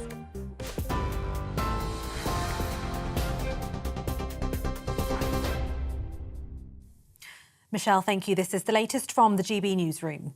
Police have renewed their appeal to the public for help in locating the missing baby of Constance Martin and Mark Gordon. People are being asked to report any suspicious behaviour seen prior to the couple's arrest on Monday night. Police have applied for a 36-hour extension to detain them, and they fear the child has come to serious harm. The newborn's parents, who spent 53 days on the run, have been further arrested on suspicion of gross negligence manslaughter. Officers, sniffer dogs and drones are being used to search an area of 90 square miles around Brighton, Newhaven and the South Downs. The parents of a morbidly obese 16-year-old girl have been jailed for gross negligence manslaughter in the first televised court hearing in Wales. Kayla Titford was found dead at her home in Newton in 2020 after suffering from an infection caused by extreme obesity. At the time of her death, she weighed nearly 23 stone and she had a BMI of 70. Her mother admitted the charge and was jailed for 6 years. Her father, who pled not guilty, was sentenced to 7 years and 6 months. Justice Martin Griffith says Kayla was subjected to sustained neglect. Suffering and degradation she experienced before she died was prolonged and significant. This was a horrifying case, a case of sustained neglect leading to the death of a completely dependent, bedridden, vulnerable, disabled child at the hands of her own parents. The Prime Minister says we must wait for the results of an official inquiry before judging the government's handling of the COVID pandemic. It comes after The Telegraph claimed former Health Secretary Matt Hancock rejected advice from the Chief Medical Officer to test all residents before allowing them to enter a care home. A spokesperson for Mr Hancock says thousands of his WhatsApp messages have been stolen and doctored to create a false story. Speaking at PMQs, Labour leader Sir Keir Starmer said some politicians have falsely portrayed themselves as heroes. Families across the country will look at this and the sight of politicians writing books, portraying themselves as heroes or selectively leaking messages will be insulting and ghoulish spectacle for them. At the heart of this is every family who made enormous sacrifices for the good of the country or who tragically lost loved ones. The country deserves better. Rather than comment on piecemeal bits of information, I'm sure the Honourable Gentleman will agree with me the right way for these things to be looked at is the COVID inquiry. That's why we've established the COVID inquiry. And he will know, as he has mentioned it 1 or 2 times before that he was a lawyer in a previous life, that there is a proper process to these things. It is an independent inquiry. The Greek Transport Minister has resigned after 2 trains collided, killing at least 36 people and injuring more than 85. The intercity train was carrying over 300 passengers when it hit a freight train near the city of Larissa. A station master in charge of signalling has been arrested and charged with causing mass deaths through negligence. Firefighters say the death toll is expected to rise. Labour is calling for victims of the Turkey earthquakes to be granted temporary UK visas. Opposition MPs want the visa scheme to be available for families that have had to flee after quakes struck their country and Syria in early February, leaving at least 50